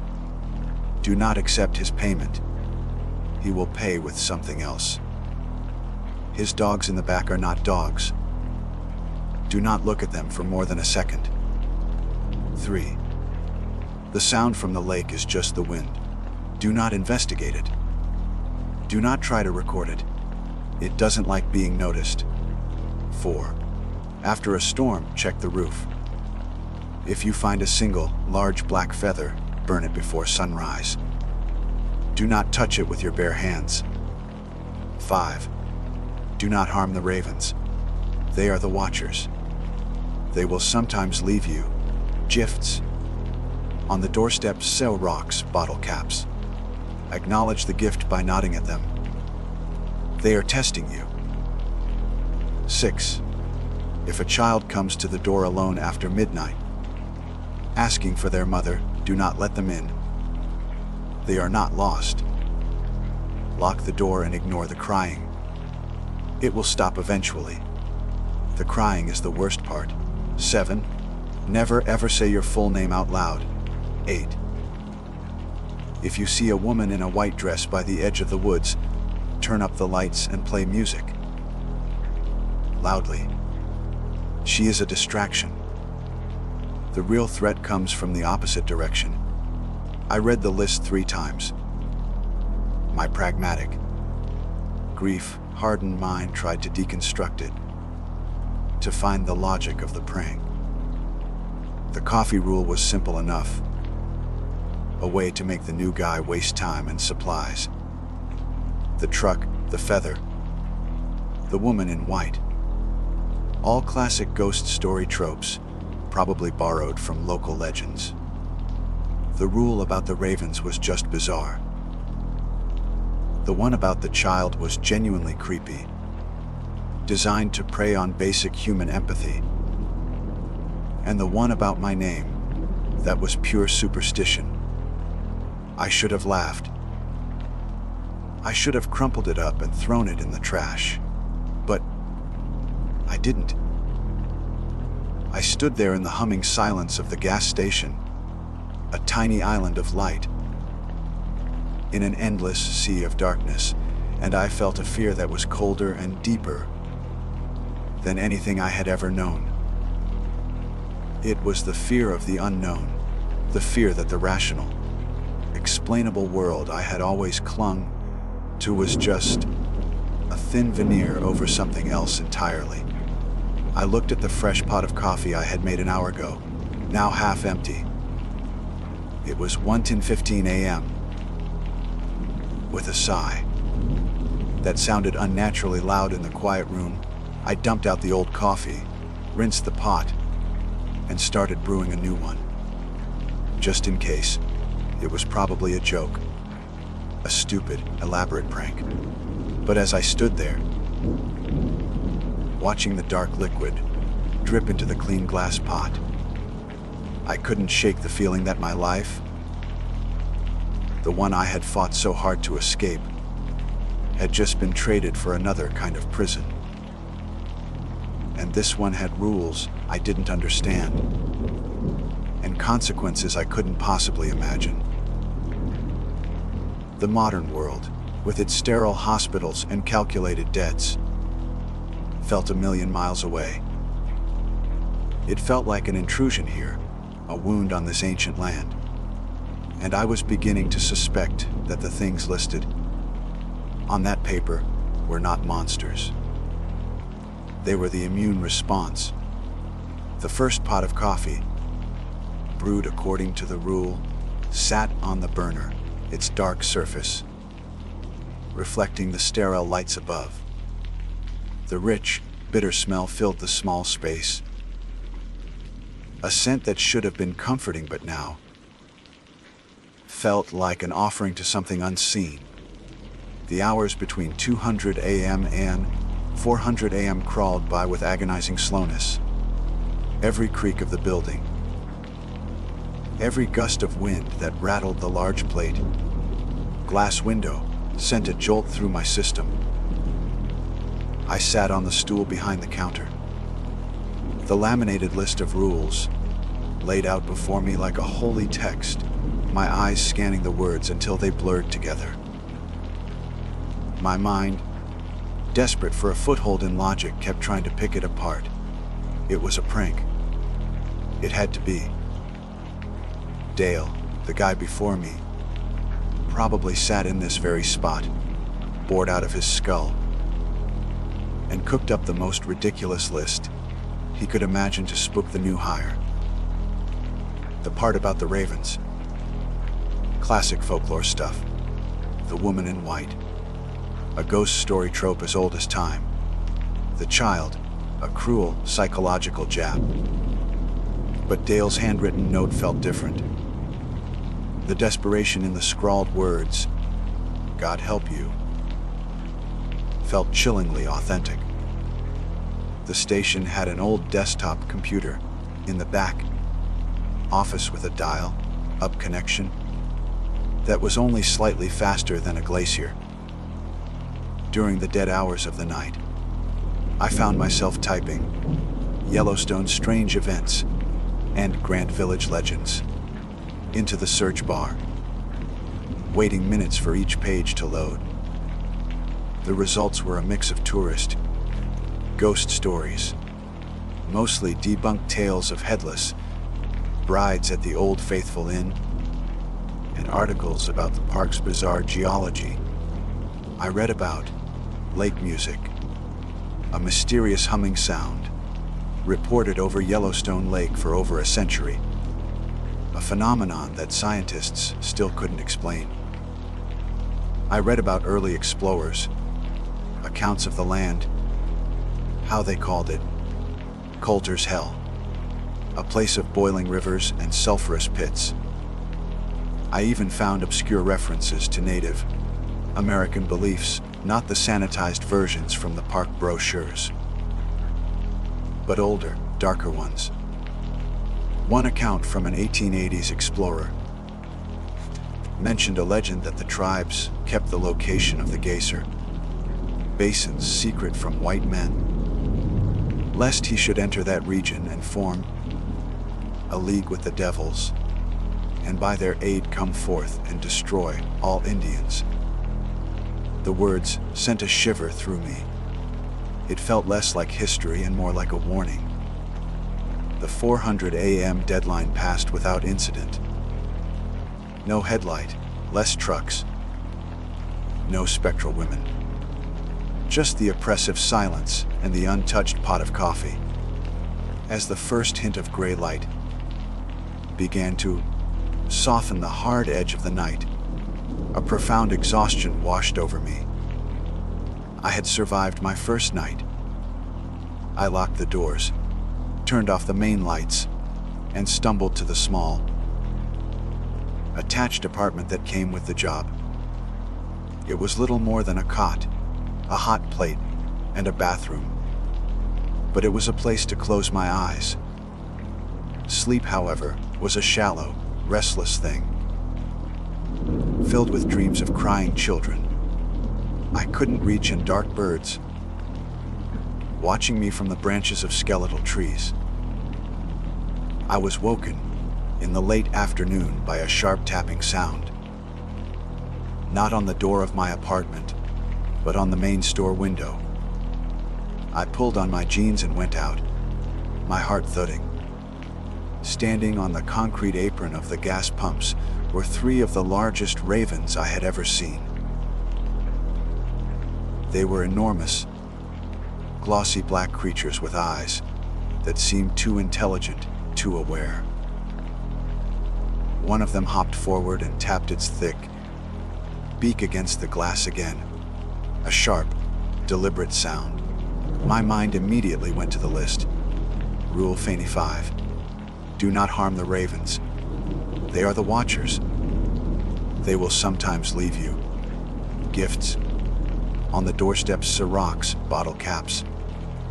Acknowledge the gift by nodding at them. They are testing you. My eyes scanned the area in front of the door. There, placed neatly on the doormat, was a small, flat, gray stone worn smooth by water. It looked utterly ordinary, yet its placement was anything but. It was a gift. I felt a wave of absurdity wash over me. I was seriously contemplating nodding to a bunch of birds because of a crazy list I found under a counter. The rational part of my brain screamed at me to ignore them, to shoo them away, to get on with the business of opening up for the day shift change that never came. I was the only employee, but the memory of the oppressive fear from the night before, the weight of the wilderness pressing in, was stronger. Dale's warning echoed in my head. This isn't a joke. Taking a deep breath, I slowly unlocked the door and pushed it open a crack. The 3 ravens watched me, their heads cocked. I looked down at the stone, then back at the lead raven. I gave a short, deliberate nod. For a moment, nothing happened. The birds just stared. Then, the lead raven let out a series of low, guttural croaks. It wasn't the normal caw of a crow or raven. It sounded deeper, more complex, like a language I couldn't understand. Then, as one, the 3 of them spread their massive wings and launched into the air, circling once above the gas station before heading back towards the dense forest. I stood in the doorway for a long time, staring at the spot where they had been. The air felt charged, different. The stone on the mat was no longer just a rock. It was proof. Proof that at least one of the rules was real. And if one was real, then they all could be. The fear I'd felt last night returned, but it was different now. It was no longer a vague, creeping dread of the unknown. It was a sharp, specific terror of the known. Ow, ow, ow, ow, ow, go, ow, ow, ow, ow, ow, ow, ow, ow, ow, ow. The second night was worse than the first. The comforting blanket of skepticism was gone, leaving me raw and exposed. Every shadow seemed to hold a shape. Every sound seemed to have intent. I brewed the coffee at 200 a.m. on the dot, my hands shaking slightly. I kept the lights turned up to their maximum brightness, the glare hurting my eyes, but providing a fragile sense of security. I tried to read a paperback I'd brought, but the words just swam on the page. My attention was fixed on the wall of darkness outside the windows. It was just after midnight when I heard it. A soft, hesitant tapping on the glass of the front door. My blood ran cold. I slowly raised my head from behind the counter, my heart hammering against my ribs. Standing outside, her small form illuminated by the harsh, fluorescent lights, was a little girl. She couldn't have been more than 7 or 8 years old, with blonde pigtails and wearing a thin, pink nightgown, completely inadequate for the cold Wyoming night. Her face was pale and tear-streaked. Rule Phase 6. If a child comes to the door alone after midnight, asking for their mother, do not let them in. They are not lost. Lock the door and ignore the crying. It will stop eventually. The crying is the worst part. Please. Her small voice was muffled by the glass, but I could hear the desperation in it. Please, mister. I can't find my mommy. Every instinct, every fiber of my being, screamed at me to throw the door open and bring her inside. She was just a child, lost, cold, and terrified in the middle of a national park, known for its predators and harsh conditions. This couldn't be one of them. This was real, a real emergency. The rules were for strange, supernatural things, not for a lost little girl. I walked to the door, my hand hovering over the deadbolt. "Where are your parents?" I asked, my voice strained. "Did you wander away from a campsite?" "We were camping." She sobbed, pressing her small hands against the glass. "I had a bad dream and I went for a walk, and now I can't find our tent. Please, it's so cold." My resolve crumbled. This was insane. I couldn't leave a child out there to freeze or be attacked by an animal. Dale had to be wrong about this one. Or maybe this was the test. Maybe the real test was to show compassion. I reached for the lock. My fingers brushed against the cold metal, and a jolt like static electricity shot up my arm. I froze. Dale's words again. The crying is the worst part. Why would he write that? What could be worse than the crying of a lost child? I looked at her again, forcing myself to see past the tears and the pink nightgown. Her eyes, wide and blue, were fixed on mine. There was something in them. An emptiness. A stillness that didn't belong in a frightened child's face. And her nightgown, it was perfectly clean. Not a speck of dirt, not a single pine needle, as if she had just materialized on the concrete instead of walking through the woods. "I'm sorry," I whispered, my voice cracking. I backed away from the door. "I can't open the door." The change was instantaneous and horrifying. The pleading look on her face vanished, replaced by a cold, hard fury. The tears stopped. Her voice, when she spoke again, was no longer the high, pitched plea of a child. It was flat, cold, and ancient. "Let me in."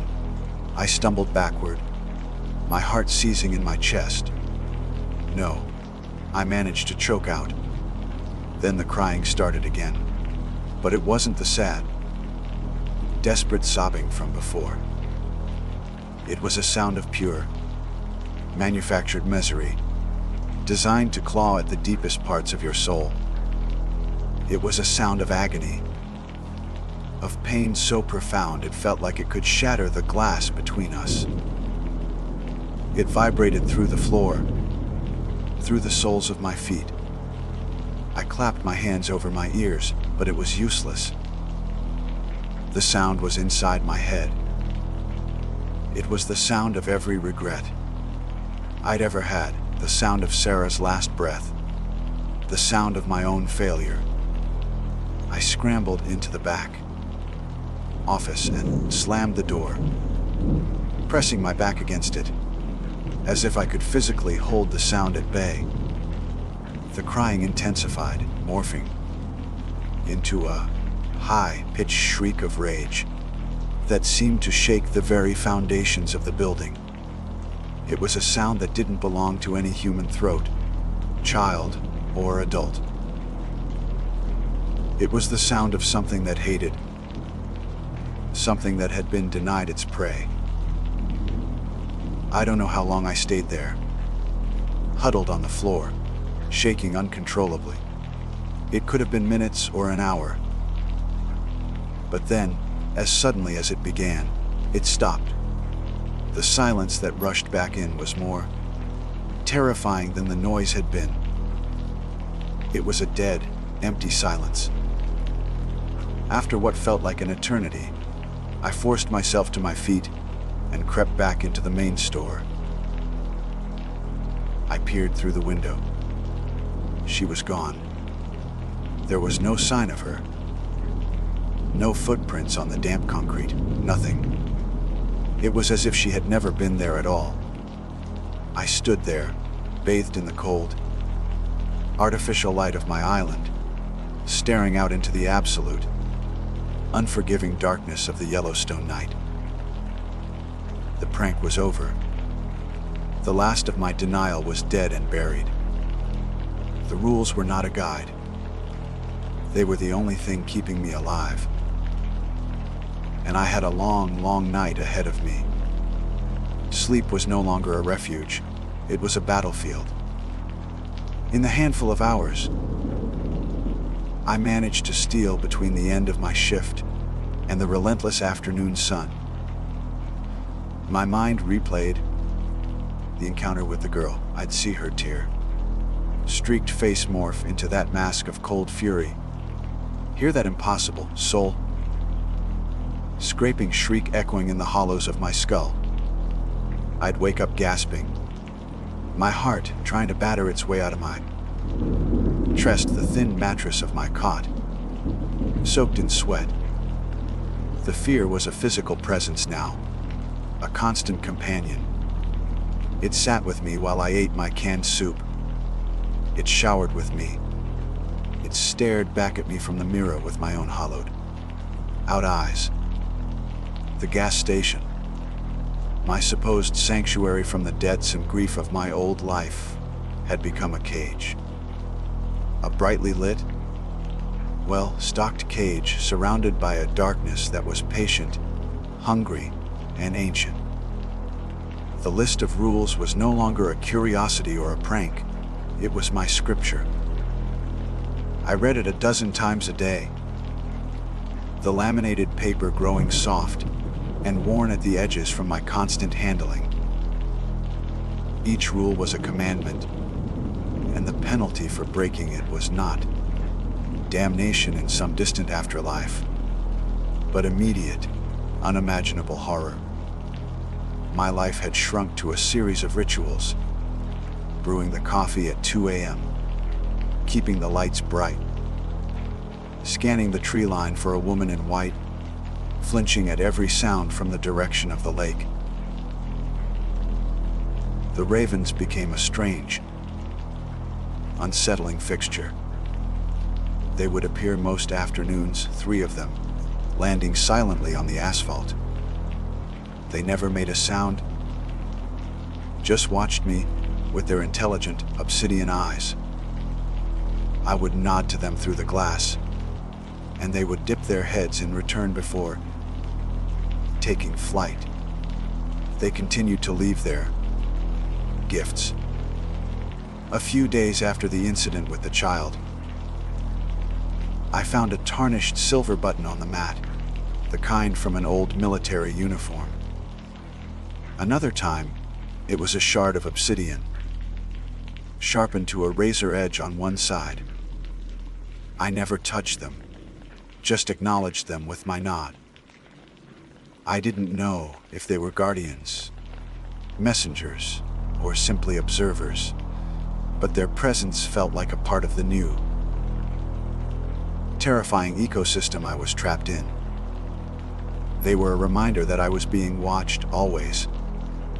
About a week after my encounter with the not child, the sky began to change. The vast, clear blue of a Wyoming afternoon curdled into a bruised, greenish gray. The air grew heavy and still, charged with a palpable electricity. Clouds bowled over the distant peaks of the Absaroka Range. A dark army marching towards my lonely outpost. The storm broke with a sudden, shocking violence. Rain came down not in drops, but in solid, wind-driven sheets that hammered against the windows like fists. Thunder wasn't a distant rumble. It was a physical concussion that shook the building to its foundations, making the cans on the shelves rattle. The lights flickered, died, then came back on with a hum that sounded strained and fearful. I spent the storm huddled in the back office, the list of rules clutched in my hand. My eyes fixed on Rule Y4I. After a storm, check the roof. If you find a single, large black feather, burn it before sunrise. Do not touch it with your bare hands. The storm raged for hours, a primal tantrum of nature. Then, as quickly as it had begun, it passed. The rain stopped. The thunder retreated, grumbling, into the east. A strange, watery moonlight filtered through the clouds, bathing the drenched landscape in a sickly, silver light. The silence that followed was profound, broken only by the dripping of water from the eaves. The rest of the night was agonizingly quiet. No customers, no strange visitors. Just me, the clock, and the dread of what the sunrise would bring. It was around 3:30 a.m. when it appeared. There was no sound of an engine, no crunch of tires on the wet gravel. One moment. The rain-slicked apron in front of the pumps was empty. The next, a truck was there, sitting silently under the buzzing lights, as if it condensed out of the shadows themselves. It was a vintage pickup, a model from the 50s or 60s, its body a patchwork of rust and faded black paint. Its headlights were dark, hollow sockets. Rule F2. If a vintage pickup truck with no headlights pulls in, serve the driver. Do not look him in the eyes. Do not accept his payment. He will pay with something else. His dogs in the back are not dogs. Do not look at them for more than a second. My breath hitched. My hands, slick with sweat, gripped the edge of the counter. The driver's side door creaked open, and a figure emerged. He was tall and gaunt, wrapped in a long, dark duster coat despite the mild night. A wide, brimmed hat shadowed his face, concealing everything from the nose up. He moved with a slow, deliberate grace, his boots making no sound on the wet pavement as he walked towards the door. The bell above the door didn't jingle when he entered. The air grew cold, and a smell filled the station. Damp earth, decay, and something else, something metallic and vaguely sweet, like old blood. "Fill her up," he said. His voice was a dry, rasping whisper, like dead leaves skittering across pavement, and a carton of Camels. I nodded, my eyes fixed on the scuffed toe of his boot. "Yes, sir," I mumbled, my own voice sounding foreign and thin. I grabbed the gas pump key and moved towards the door, forcing myself to walk slowly, not to run. My entire body screamed at me to look up, to see his face. But Dale's warning and the memory of the little girl's shriek kept my gaze locked on the ground. Outside, the air was thick with his presence. As I walked towards the truck, I risked a glance at the truck bed. Huddled in the back, against the cab, were two shapes. In the gloom, they looked like large, emaciated dogs. But then one of them lifted its head, and the moonlight caught its eyes. They glowed with a faint, sickly yellow light. They weren't dogs. Their bodies were lean and wolf-like, but their backs sloped downwards sharply, like hyenas. Their fur was patchy and black, and their muzzles were too long, filled with too many teeth. They watched me with a terrifying, hungry intelligence. Shunkawarak. And the name surfaced from some forgotten corner of my late night research. A creature from local tribal lore said to steal dogs. I snapped my eyes away, my heart hammering. Do not look at them for more than a second. My hands trembled as I unscrewed the gas cap and inserted the nozzle. The pump clicked and whirred, the numbers on the display spinning. It felt like the most normal sound in the world, and the most insane. When the tank was full, I replaced the nozzle and cap, my movements stiff and robotic. Back inside, the man was waiting at the counter, his back to me, examining a rack of potato chips. I retrieved a carton of Camels from behind the counter and placed it beside the register. He turned, and I quickly looked down at the countertop, my gaze landing on his hands as he reached for the cigarettes. They were long and pale, with dirt caked under the fingernails. Not normal dirt, but a dark, rich soil that looked like it had been scraped from the bottom of a grave. He ignored the cigarettes. Instead, he reached into his duster and placed a heavy object on the counter. It was an old, ornate silver pocket watch. It was tarnished and dented, the glass face cracked. The hands were frozen at 3:03. He pushed it towards me. Keep it, he whispered. I didn't move. Do not accept his payment. But he wasn't offering it as payment. He was giving it to me, or leaving it with me. I didn't know which was worse. He turned and walked out of the station. The bell, again, remained silent. I waited, my body rigid, until I saw the truck pull away, still without a sound, and dissolve back into the impenetrable darkness from which it had come. I was alone again with the watch. It sat on the counter, radiating a palpable cold. I had the overwhelming urge to throw it into the woods, to smash it with a hammer. But I also knew, with a certainty that chilled me to the bone, that it was now my responsibility. I picked it up using a paper towel and dropped it into the cash drawer, burying it beneath the coin tray. The rest of the night was a blur of terror and exhaustion when the first gray fingers of dawn began to probe the sky.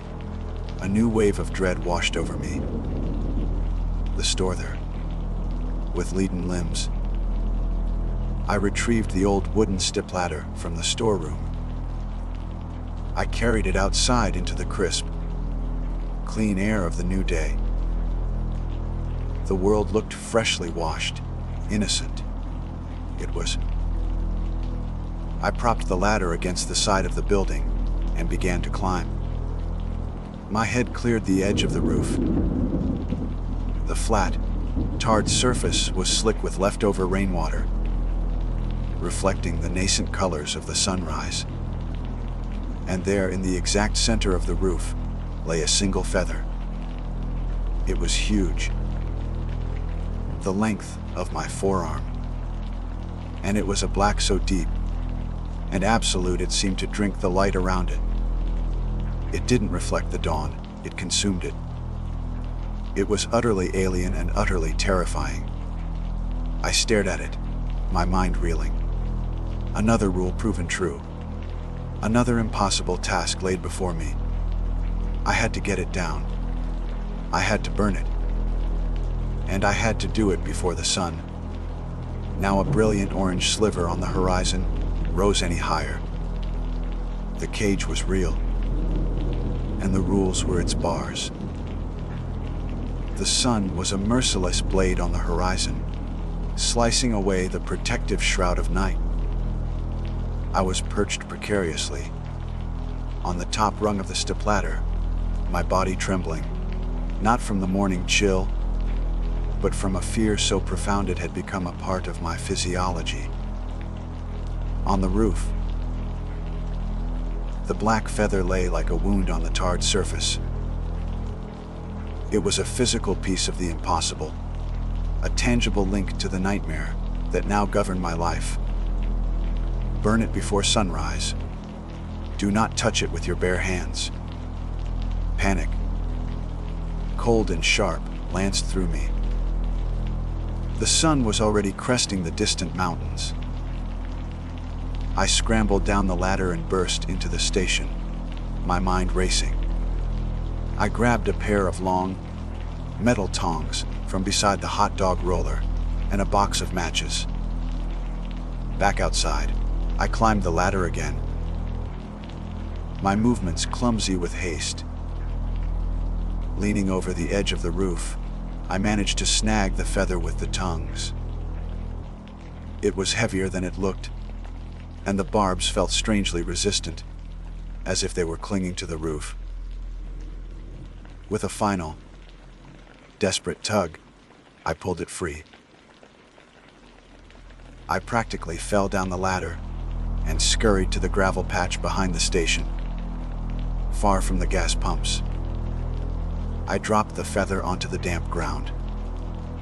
It lay there, absorbing the nascent sunlight, a patch of absolute blackness in the growing dawn.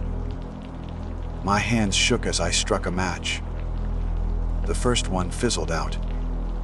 The second caught.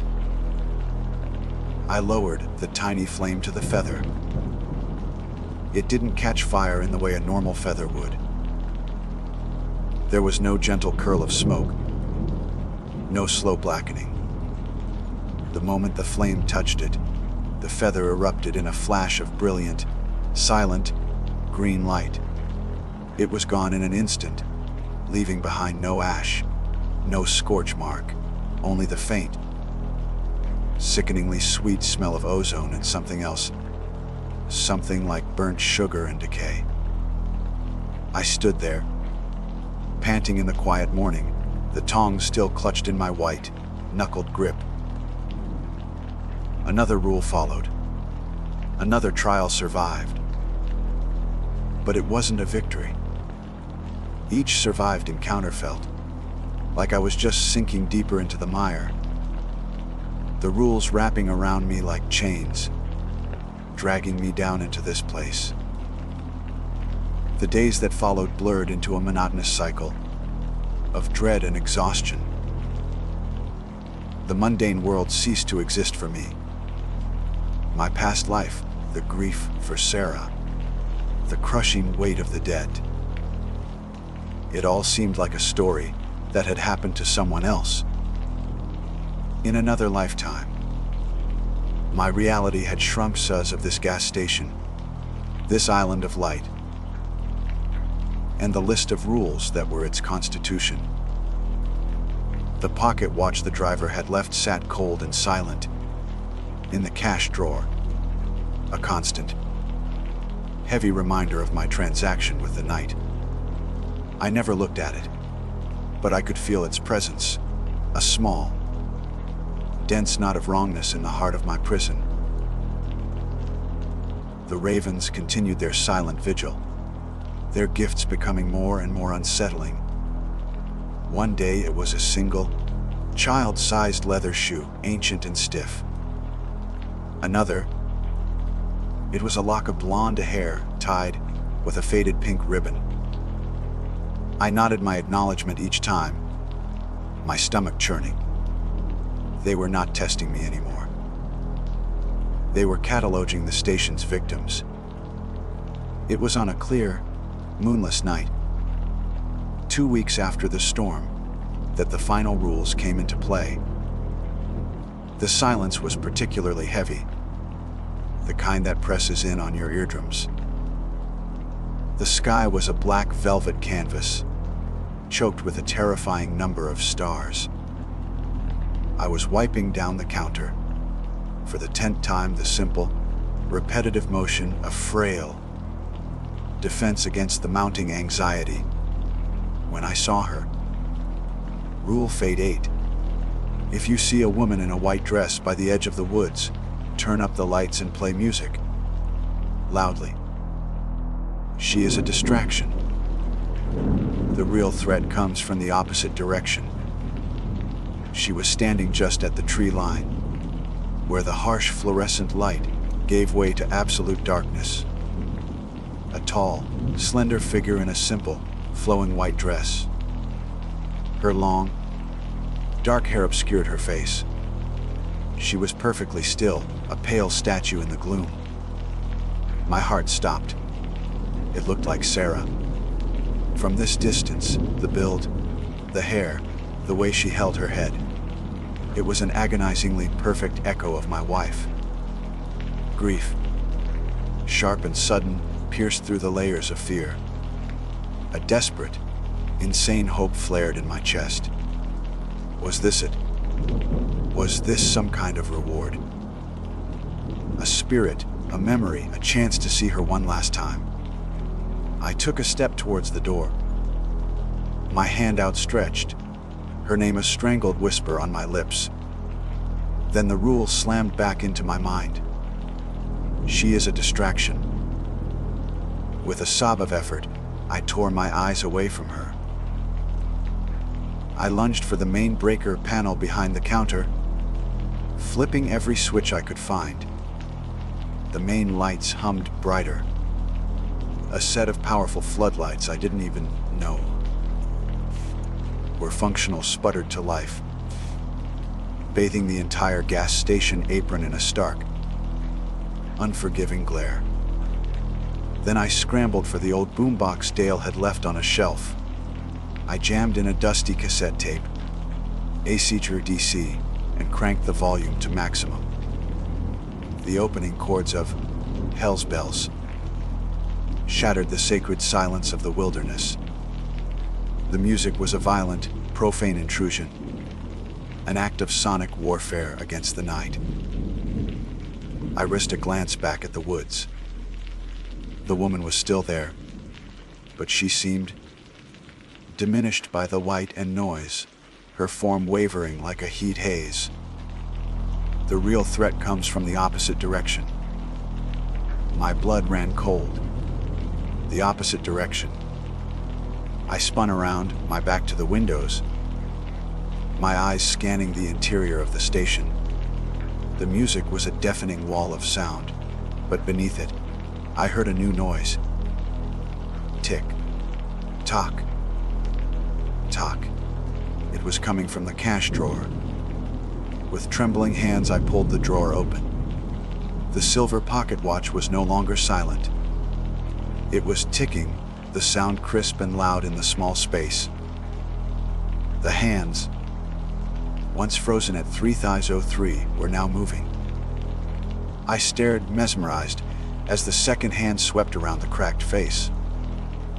It wasn't just telling time. It felt like it was counting down to something. The bell above the door didn't jingle. I didn't even notice him until he spoke. His voice cutting through the roar of the music, as if it wasn't there at all. The debt is paid. I looked up. He was standing on the other side of the counter, where I had been moments before. It was the man from the truck, the man in the dark duster and wide, brimmed hat. But this time, his head was raised. There was no face beneath the brim of his hat.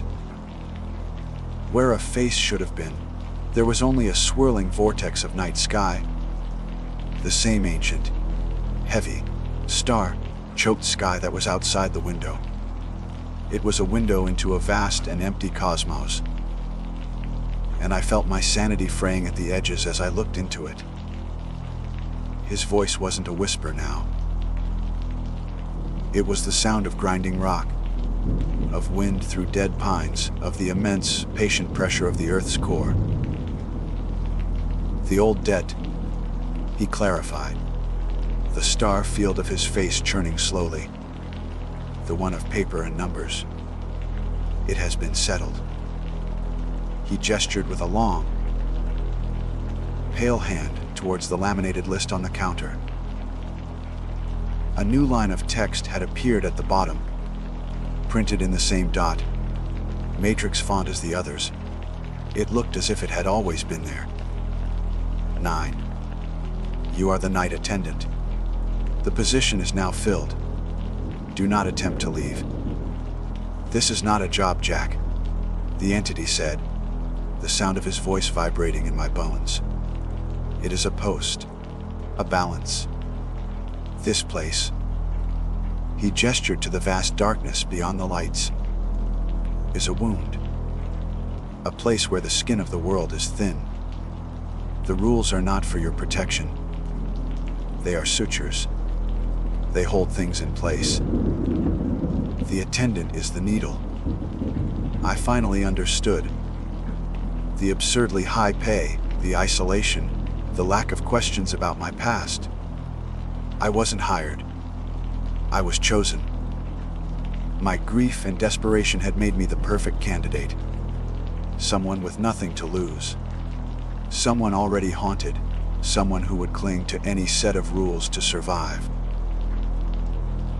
Dale hadn't just left. He had found a replacement. Me, and the pocket watch wasn't payment. It was the contract. My acceptance of it had sealed my fate. What are you? I stammered, my voice barely audible, over Angus Young's guitar solo. The star face seemed to draw my gaze deeper into its cold, infinite void.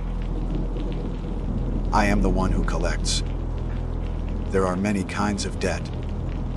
You have simply traded one for another. He turned and walked towards the door. The music faltered and died as he passed the boombox. The lights flickered and dimmed back to their normal, humming glow. The bell remained silent as he passed through the closed door and vanished. I was alone. The silence that rushed back in was no longer empty. It was full of my future. An endless succession of nights. Brewing coffee. For things that weren't customers, ignoring the cries of children that weren't children. Burning the feathers of things that shouldn't fly. And serving drivers with stars for faces.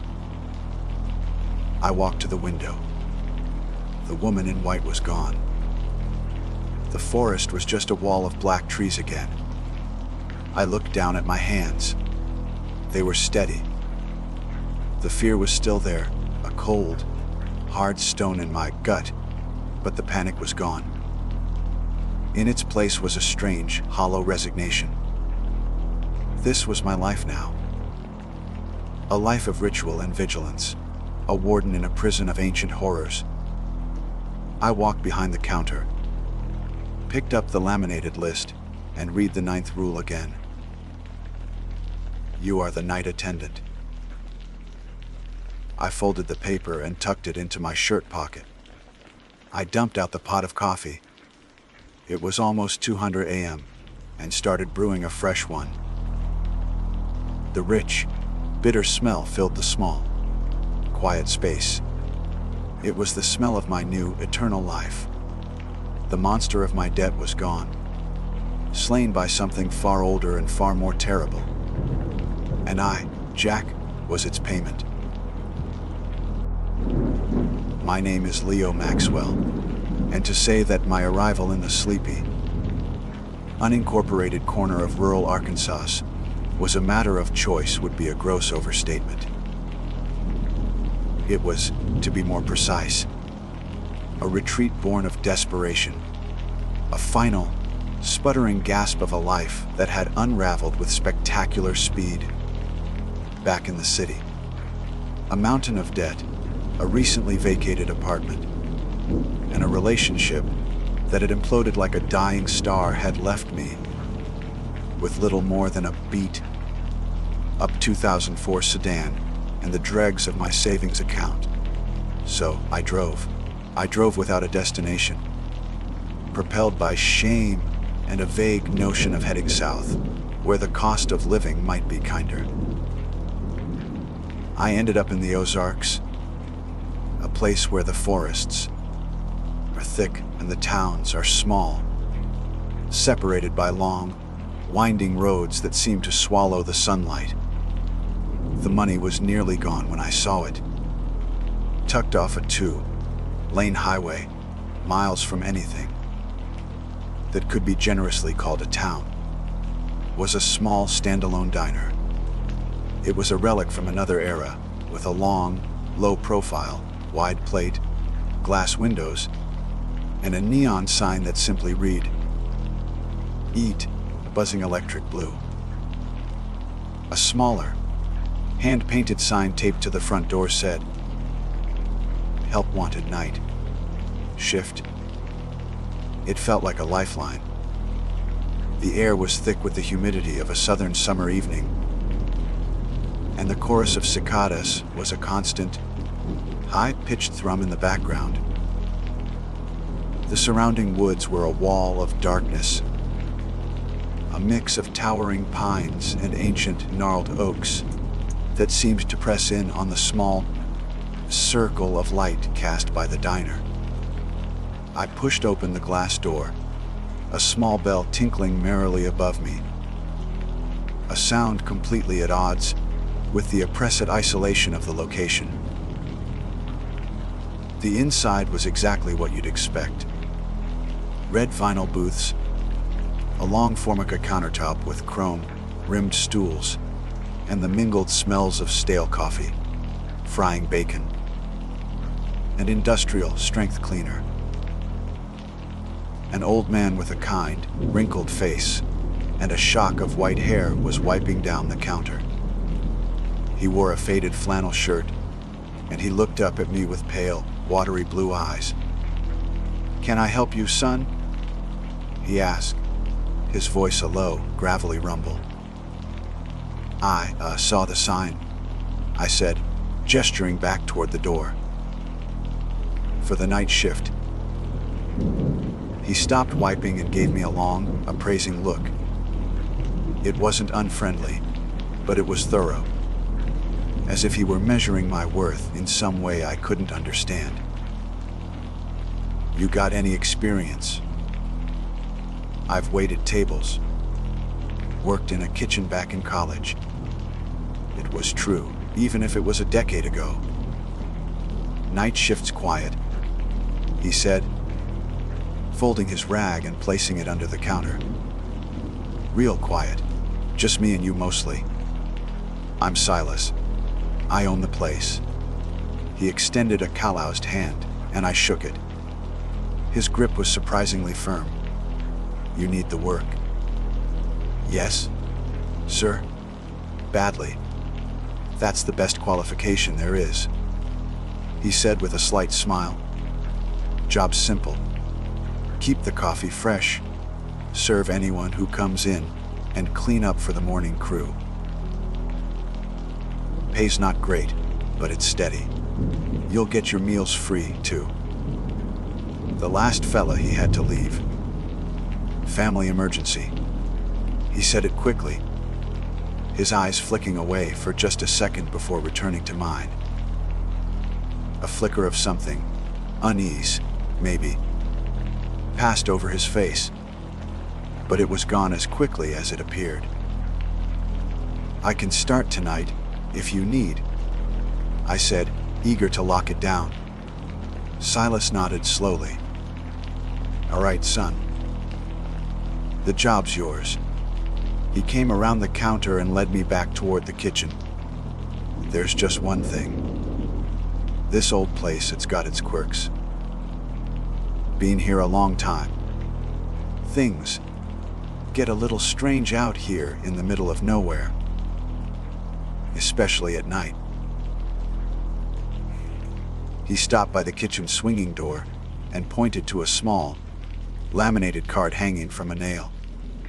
It was yellowed with age, the typewritten text faded but still legible. "These are the rules," he said, his voice dropping a little.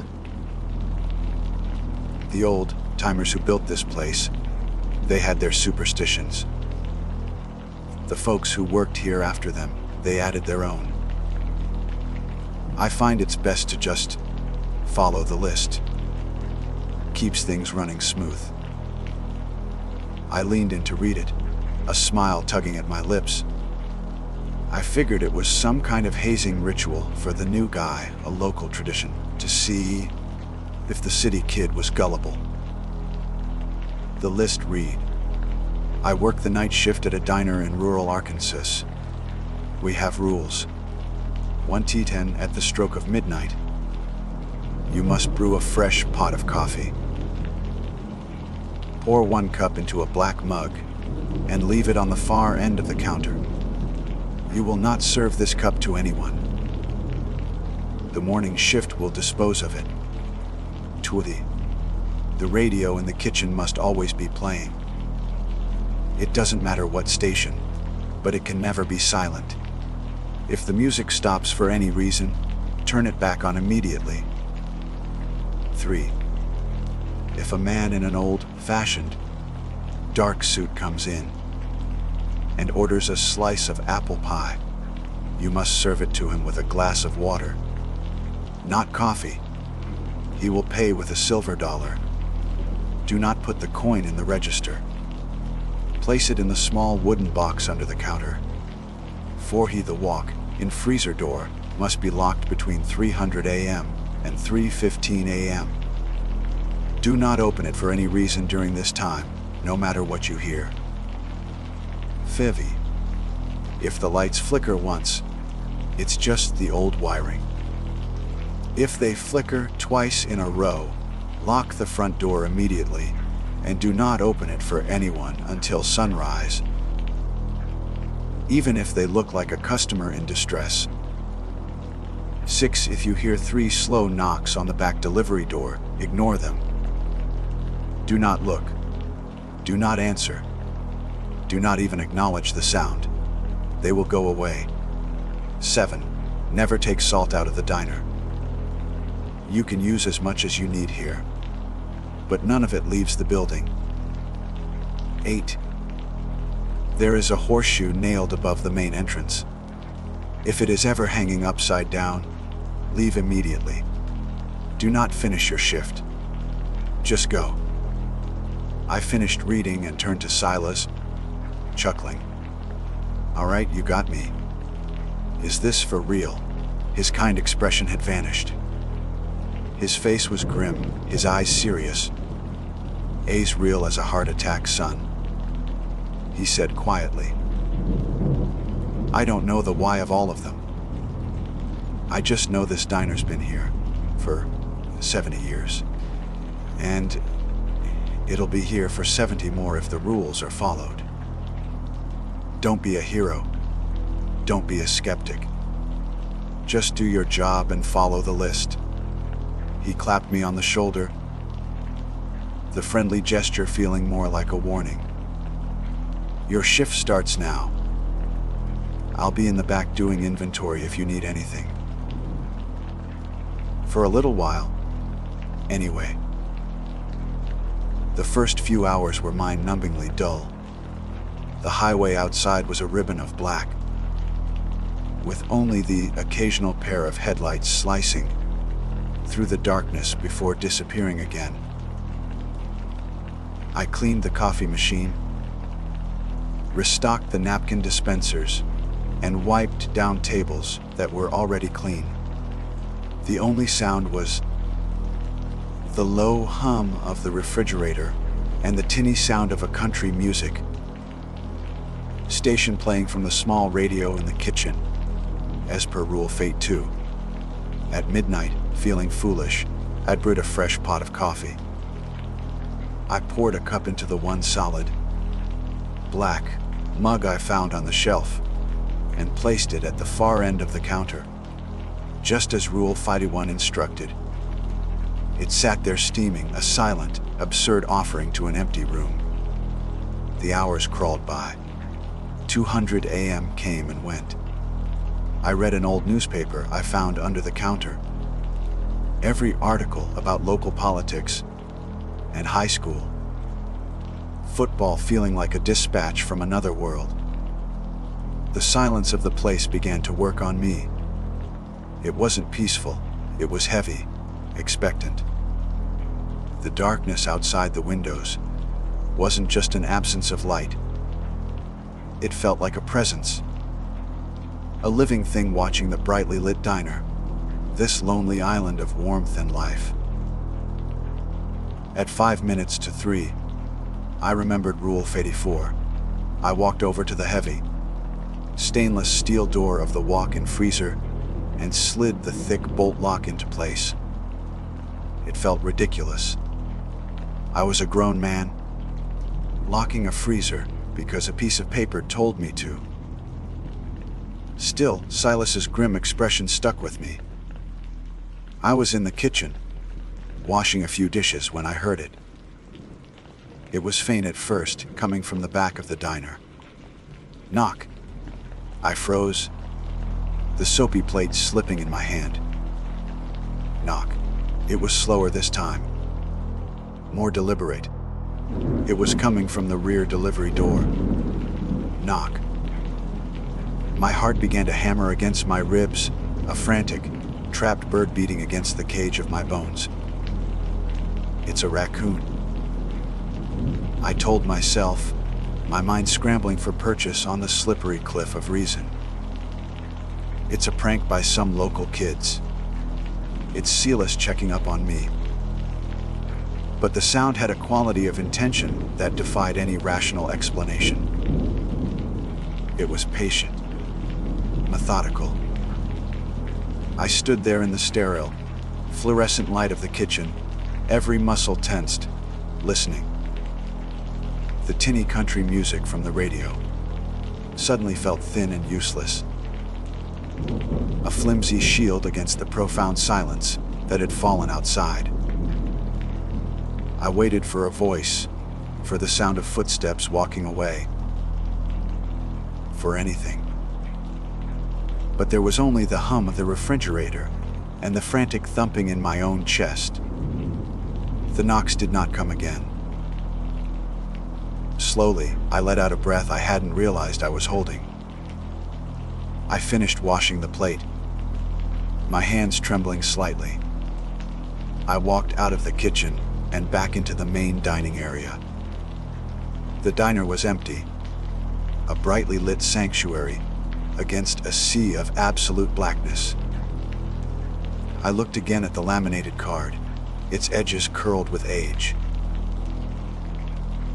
The typewritten letters seemed to stare back at me, no longer a joke, but a set of instructions for survival. I was no longer sure the list was a prank. And as I stood there, alone in the heart of the Ozarks, a chilling certainty began to dawn. I was not the only one working the night shift. My eyes drifted to the front door, and above it, the horseshoe. Rule Fate 8. I squinted, confirming its U-shape was still pointed upwards.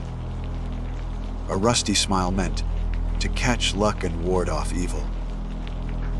In folklore, iron was a barrier against the things that lurked in the dark, a symbol of man's world pushing back against the supernatural.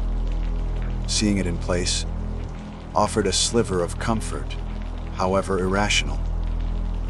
I felt a sudden, strange kinship with the long-dead person who had hammered it there.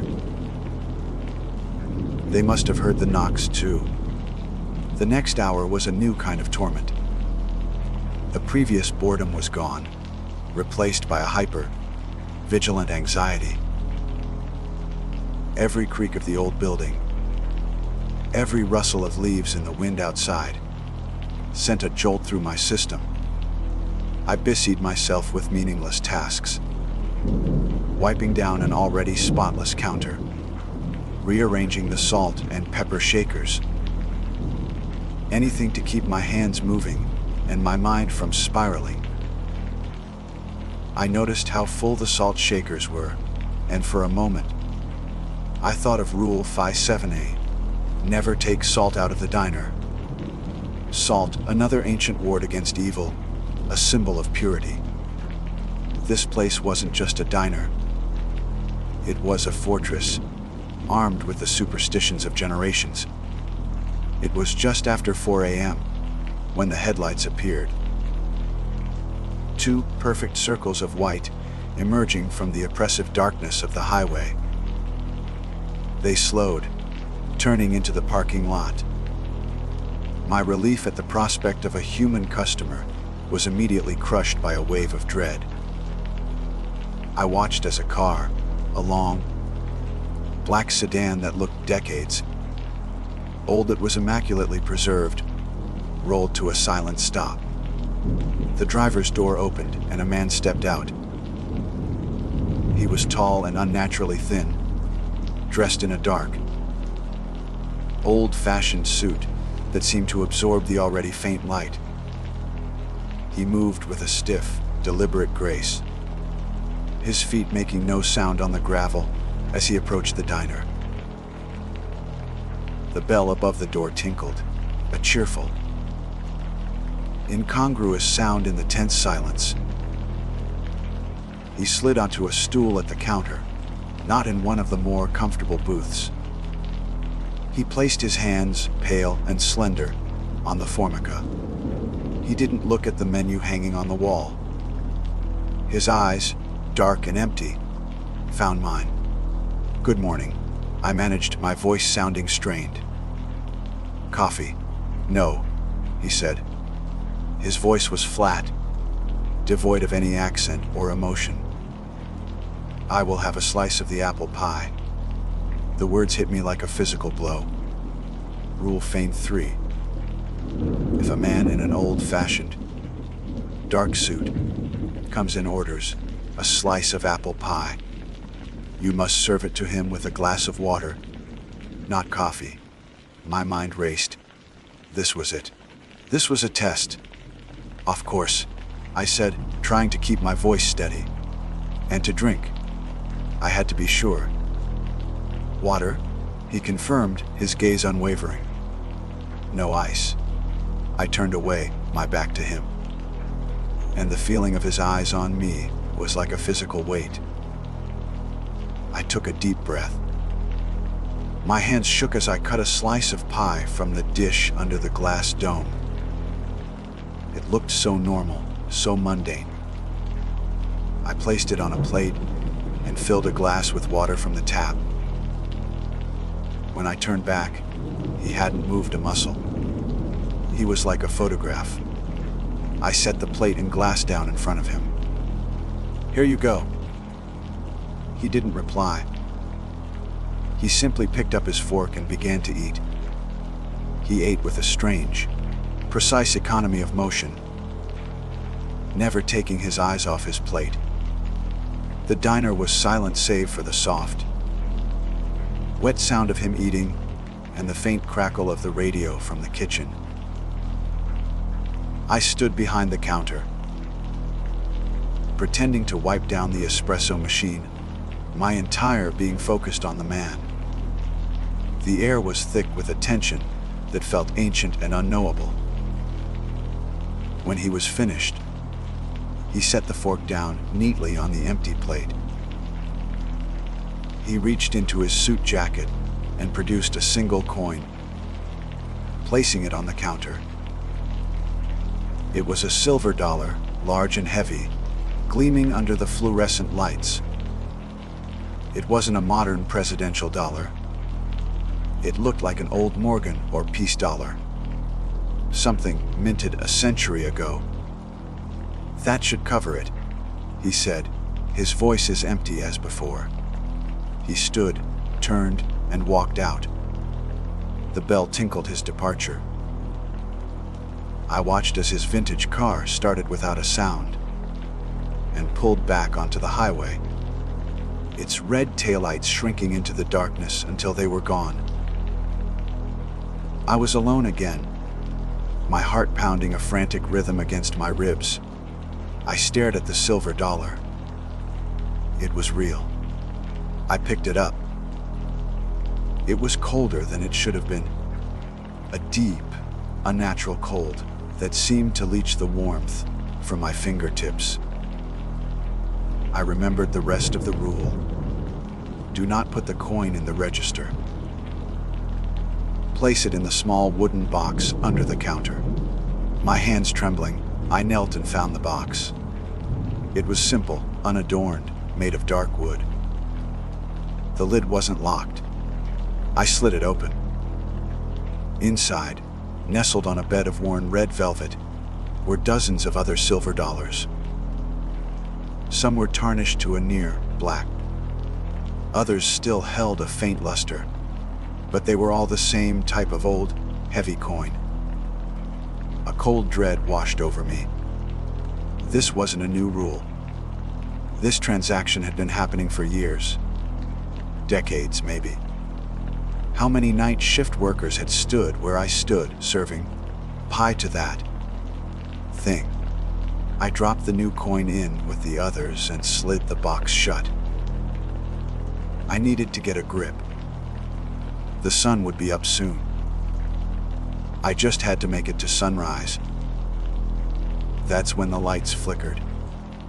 They went out for a split second, plunging the diner into absolute blackness before humming back to life. I froze, my blood turning to ice. Rule 5. If the lights flicker once, it's just the old wiring. My breath hitched in my throat. I waited, praying it was just that. The old wiring. Please, just be the wiring. A beat of silence. Then another. I started to breathe again. Then they flickered again. Off. A quick, sharp pulse of darkness. Twice if they flicker twice in a row. Lock the front door immediately. And do not open it for anyone until sunrise, even if they look like a customer in distress. Panic, pure and primal, shot through me. I didn't hesitate. I lunged from behind the counter, my feet nearly slipping on the checkered linoleum. I reached the front door and slammed the heavy deadbolt home. The sound was like a gunshot in the silent diner. My back pressed against the door, I stared wildly around the empty room, my chest heaving. What now? I crept to the wide plate, glass window next to the door, my heart in my throat. I peered out into the cone of light cast by the big E8 sign. The parking lot was empty. The highway was a desolate ribbon of black. The woods across the road were an impenetrable wall. There was nothing. I felt a surge of relief, thinking maybe I had overreacted. Maybe the rule was just a precaution. And then I saw her. At the very edge of the light, where the gravel shoulder of the road met the encroaching darkness, a figure stood. It was a woman, I thought. She was hunched over, holding her arm as if it were broken. She took a stumbling step forward, her movements jerky and unnatural. Her face was pale, a white smear in the gloom, her expression a mask of what looked like agony. She lifted her head, and her eyes seemed to find mine through the glass. She raised her free hand, not in a wave, but in a desperate, beckoning gesture. A customer in distress. The words of the rule screamed in my mind, a frantic, silent alarm. But my every instinct, every shred of humanity I had left, screamed back. She was hurt. She needed help. I stood there, frozen, my hand on the cold brass of the locked door, caught between the terrifying, inexplicable rules of the diner and the sight of a person who might be dying just a few feet away. My hand was on the deadbolt, the cold metal a stark contrast to my sweat-slicked palm. Outside, framed in the lonely pool of light cast by the neon sign, the woman crumpled on the gravel looked up at me. Her face was a mask of agony, her body twisted as if in unimaginable pain. Every decent instinct I possessed screamed at me to throw the bolt, to rush outside and help her. This was a human being in distress. The rules, the strange events of the night, they were just stories, superstitions. This was real. But Silas's face, grim and serious, swam in my memory. As real as a heart attack. Son. The cold weight of the silver dollar in the box under the counter. The patient, deliberate knocks on the back door. The flickering lights. The rules hadn't been wrong yet. And Rule 5 was chillingly specific. Oh, do not open it for anyone until sunrise, even if they look like a customer in distress. I was paralyzed, caught in a tug of war between my conscience and a primal fear. I was only just beginning to understand. The woman took another stumbling step toward the diner, her good hand outstretched in a desperate plea. Please. Her voice was a thin, reedy whisper that barely carried through the thick plate glass. Help me. He's still out there. Her words sent a fresh spike of ice through my veins. I scanned the darkness behind her, the impenetrable wall of pine and oak trees that lined the highway. The woods were silent still. There was nothing there. My eyes snapped back to her, and that's when I saw it. It wasn't her arm she was holding. It was her wrist, and her hand was dangling at an impossible angle, her fingers brushing against her own elbow. A grotesque, broken marionette posture that no human anatomy could permit. My breath caught in my throat. It was a trick. It had to be a trick of the light, a distortion caused by the glass. But as she shuffled closer, her movements became less like an injured person and more like something poorly imitating one. Her gait was jerky, her feet dragging through the gravel with a sound like dry leaves skittering across pavement.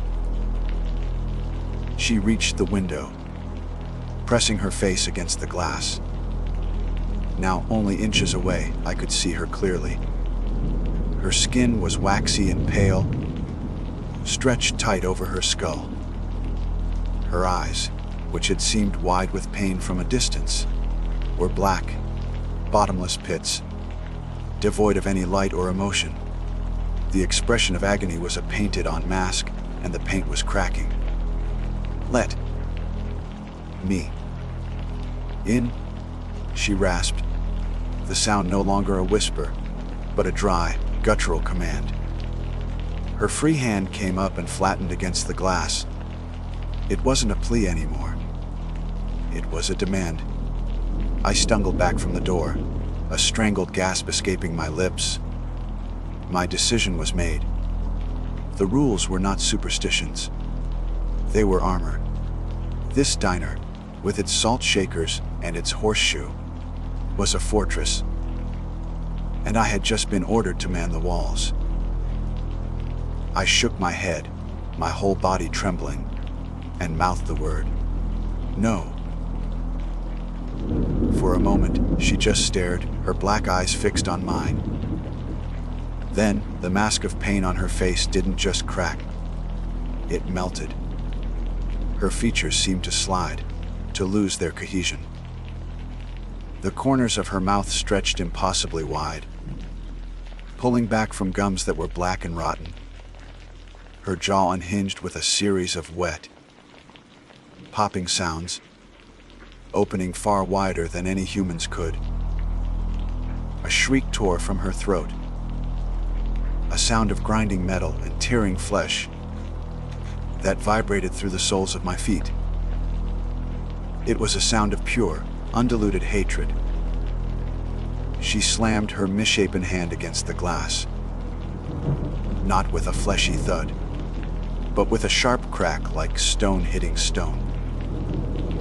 For a split second, I saw her fingers elongate, the nails darkening into jagged black talons that scraped against the window. Then, as suddenly as she appeared, she was gone. She didn't run. She was simply consumed by the darkness, vanishing from the edge of the light, as if she had been an illusion all along.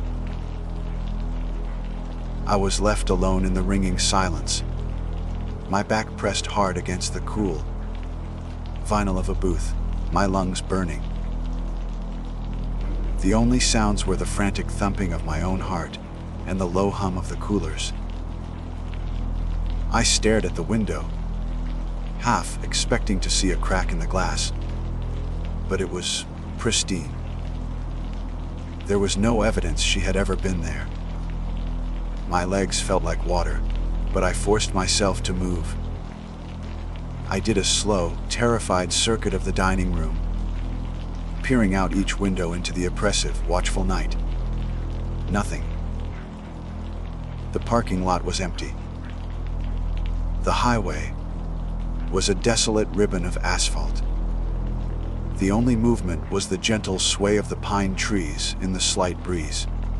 I felt a strange, hollow victory. I had followed the rule. I had survived. But the sun was still hours away, and the certainty that I was being hunted had now settled deep into my bones. The diner no longer felt like a sanctuary. It felt like a cage, and the predators were circling. It was then that I noticed the silence, the real silence. The country music, the constant, tinny companion that had been playing from the kitchen radio all night, was gone. Rule Fight 2A. The radio in the kitchen must always be playing. It doesn't matter what station, but it can never be silent. If the music stops for any reason, turn it back on immediately.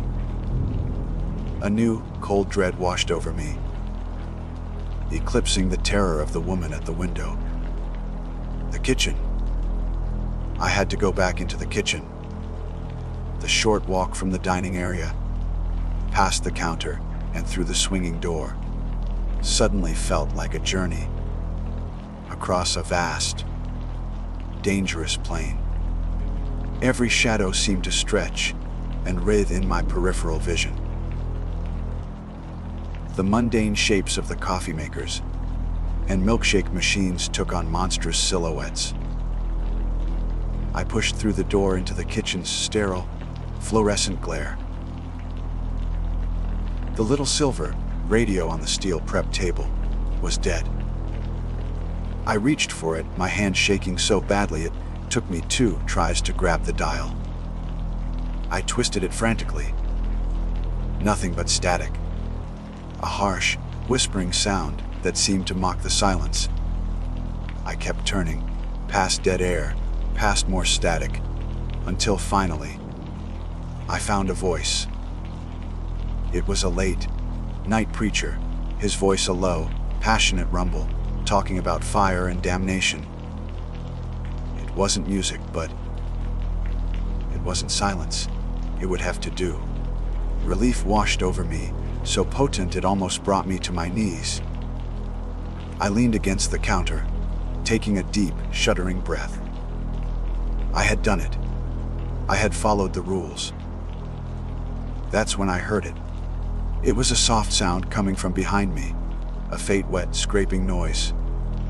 Scrape, pause. Scrape. My blood ran cold. I turned. Slowly, my eyes locking onto the heavy, stainless steel door of the walk-in freezer. The door I had bolted shut nearly 2 hours ago. as per Rule 24. The sound was coming from inside. I stood frozen, every muscle locked. The scraping stopped. The silence that followed was thick, heavy, and full of anticipation. I strained my ears, listening for anything. A voice, a footstep, the sound of the thing at the window returning. Then, from the other side of that thick, bolted steel door, a new sound drifted into the kitchen. It was soft, clear, and utterly out of place. It was the sound of a child, giggling. The sound was so utterly alien to the horrors of the night that it reset my terror completely. It wasn't a shriek, a growl, or a scrape. It was a child's giggle, soft and clear, drifting from the other side of the thick, bolted steel door of the walk-in freezer. My mind refused to process it. A child. Here, locked in a freezer. It was impossible. It was a violation of every kind of logic. I stood frozen, my hand still on the dial of the now preaching radio. The scraping had been a prelude, a crude attempt at fear. This was something else entirely. This was sophisticated. It was a sound engineered to bypass every rational defense and strike directly at the heart of human instinct. The woman at the window had been a test of my resolve. This was a test of my soul. Let me out. A small voice whispered from behind the door, the words muffled but clear. It's so cold in here. I felt a visceral, wrenching pull in my gut. My mind screamed trap, but my body wanted to move. To unbolt the door, to save the child. This was the most insidious attack yet. It wasn't a monster showing its fangs. It was a monster hiding behind the most innocent face imaginable. The previous entities had been overt threats, but this one was trying to make me the instrument of my own damnation. By following the rules, I had so far been a passive observer to the horror. This thing was trying to make me an active participant. I took a shaky step back, my eyes wide, fixed on the heavy steel door. The giggling started again, a little louder this time, a little more insistent. I thought of the rules, my mind frantically flipping through the laminated card in my memory. Rule 24 had been specific: lock the door between 300 a.m. and 3:15 a.m. It said nothing about what to do if something was already inside. It said nothing about what to do after 3:15 a.m. Was the danger over?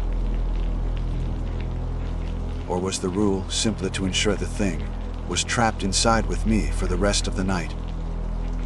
The silence from the dining room felt different now. It wasn't empty. It was watchful. I was caught between 2 points of a closing vise. The thing in the freezer behind me, and the memory of the thing at the window in front of me. The diner, this brightly lit island, had become a cage. A sudden, loud clatter from the main dining room made me jump so violently I nearly screamed. It was the sound of metal hitting the floor. My head whipped around, and I peered through the small, circular window of the swinging kitchen door. One of the chrome, rimmed stools at the far end of the counter, the one nearest the black mug of coffee I'd left for no one, had toppled over.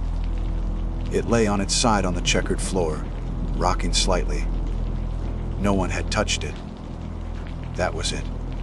The final straw. Something had changed. The passive observation was over.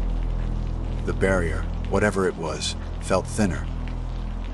I had a sudden, desperate urge to check the final rule. the one that felt like the ultimate failsafe. Rule Fate 8. There is a horseshoe nailed above the main entrance. If it is ever hanging upside down, leave immediately. Do not finish your shift. Just go. I had to see it. I had to know. Leaving the giggling child locked in the freezer felt like a sin, but opening it felt like suicide. I chose the third option. I fled the kitchen. I moved through the swinging door and into the dining room, my steps feeling loud and clumsy in the heavy silence. The fallen stool lay like a casualty of some unseen struggle.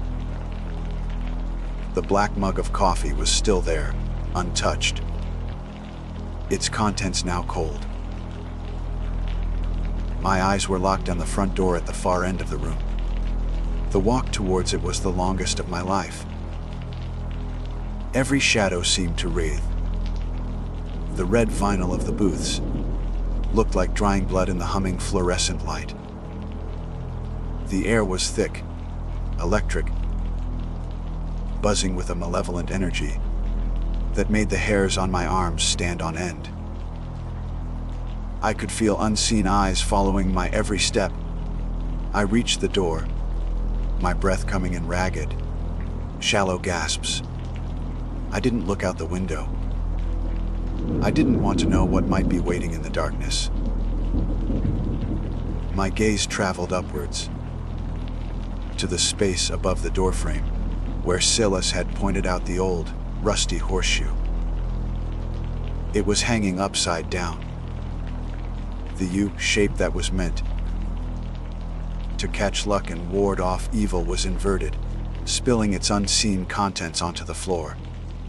The ward was broken. The fortress had fallen. The final rule was now active. Leave immediately. There was no room for doubt, no time for skepticism. The command was absolute. For a moment I was paralyzed by a fear, so profound it was almost sublime. Then, the survival instinct kicked in, a jolt of pure adrenaline that shattered the paralysis. I didn't think. I acted. My hands, clumsy and shaking, fumbled for the deadbolt I had thrown hours before. The sound of the bolt sliding back was like a thunderclap, a declaration of my retreat. I twisted the knob, yanked the door open, and plunged into the humid night air. The world outside was no longer a sea of darkness. It was a path to escape. I didn't look back. I sprinted across the gravel parking lot, the stones crunching loudly under my feet. I half expected a clawed hand to grab my shoulder, to hear that metallic shriek from the woman at the window, or the innocent giggle of the child from the freezer, now right behind me. I reached my beat-up setting, my fingers fumbling with the keys. The lock clicked open. I threw myself inside, slammed the door, and locked it. My hands shook so violently it took 3 tries to get the key into the ignition. The engine turned over with a reassuring roar. I slammed the car into reverse, spun the wheel, and stomped on the accelerator. The tires squealed on the asphalt as I peeled out of the parking lot and onto the empty 2-lane highway. I didn't dare look in the rearview mirror. I fixed my eyes on the road ahead, a black ribbon disappearing into the endless forest. I drove. I drove with a frantic, desperate energy, pushing the old car faster than it was ever meant to go. The towering pines and ancient oaks that lined the road were no longer just trees. They were silent, looming witnesses that seemed to lean in, their branches like grasping arms. Every shadow on the road was a lurking figure. Every rustle of leaves was the sound of pursuit.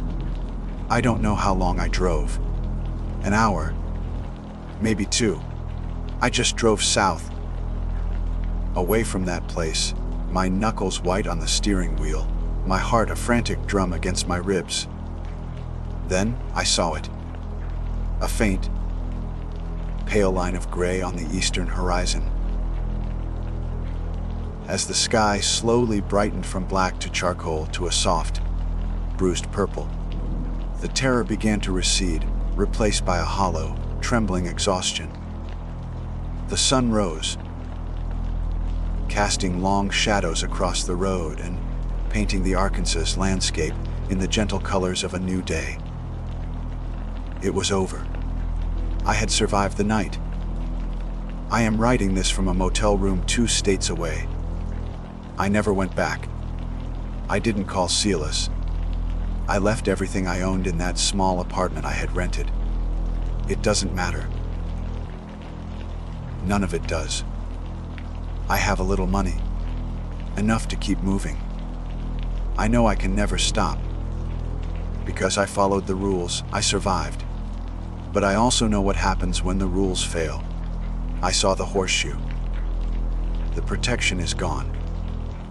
And I know, with a certainty that chills me to the bone, that the things that work the night shift at that lonely diner in rural Arkansas are no longer content to stay there. They are out, and they are looking for the one that got away.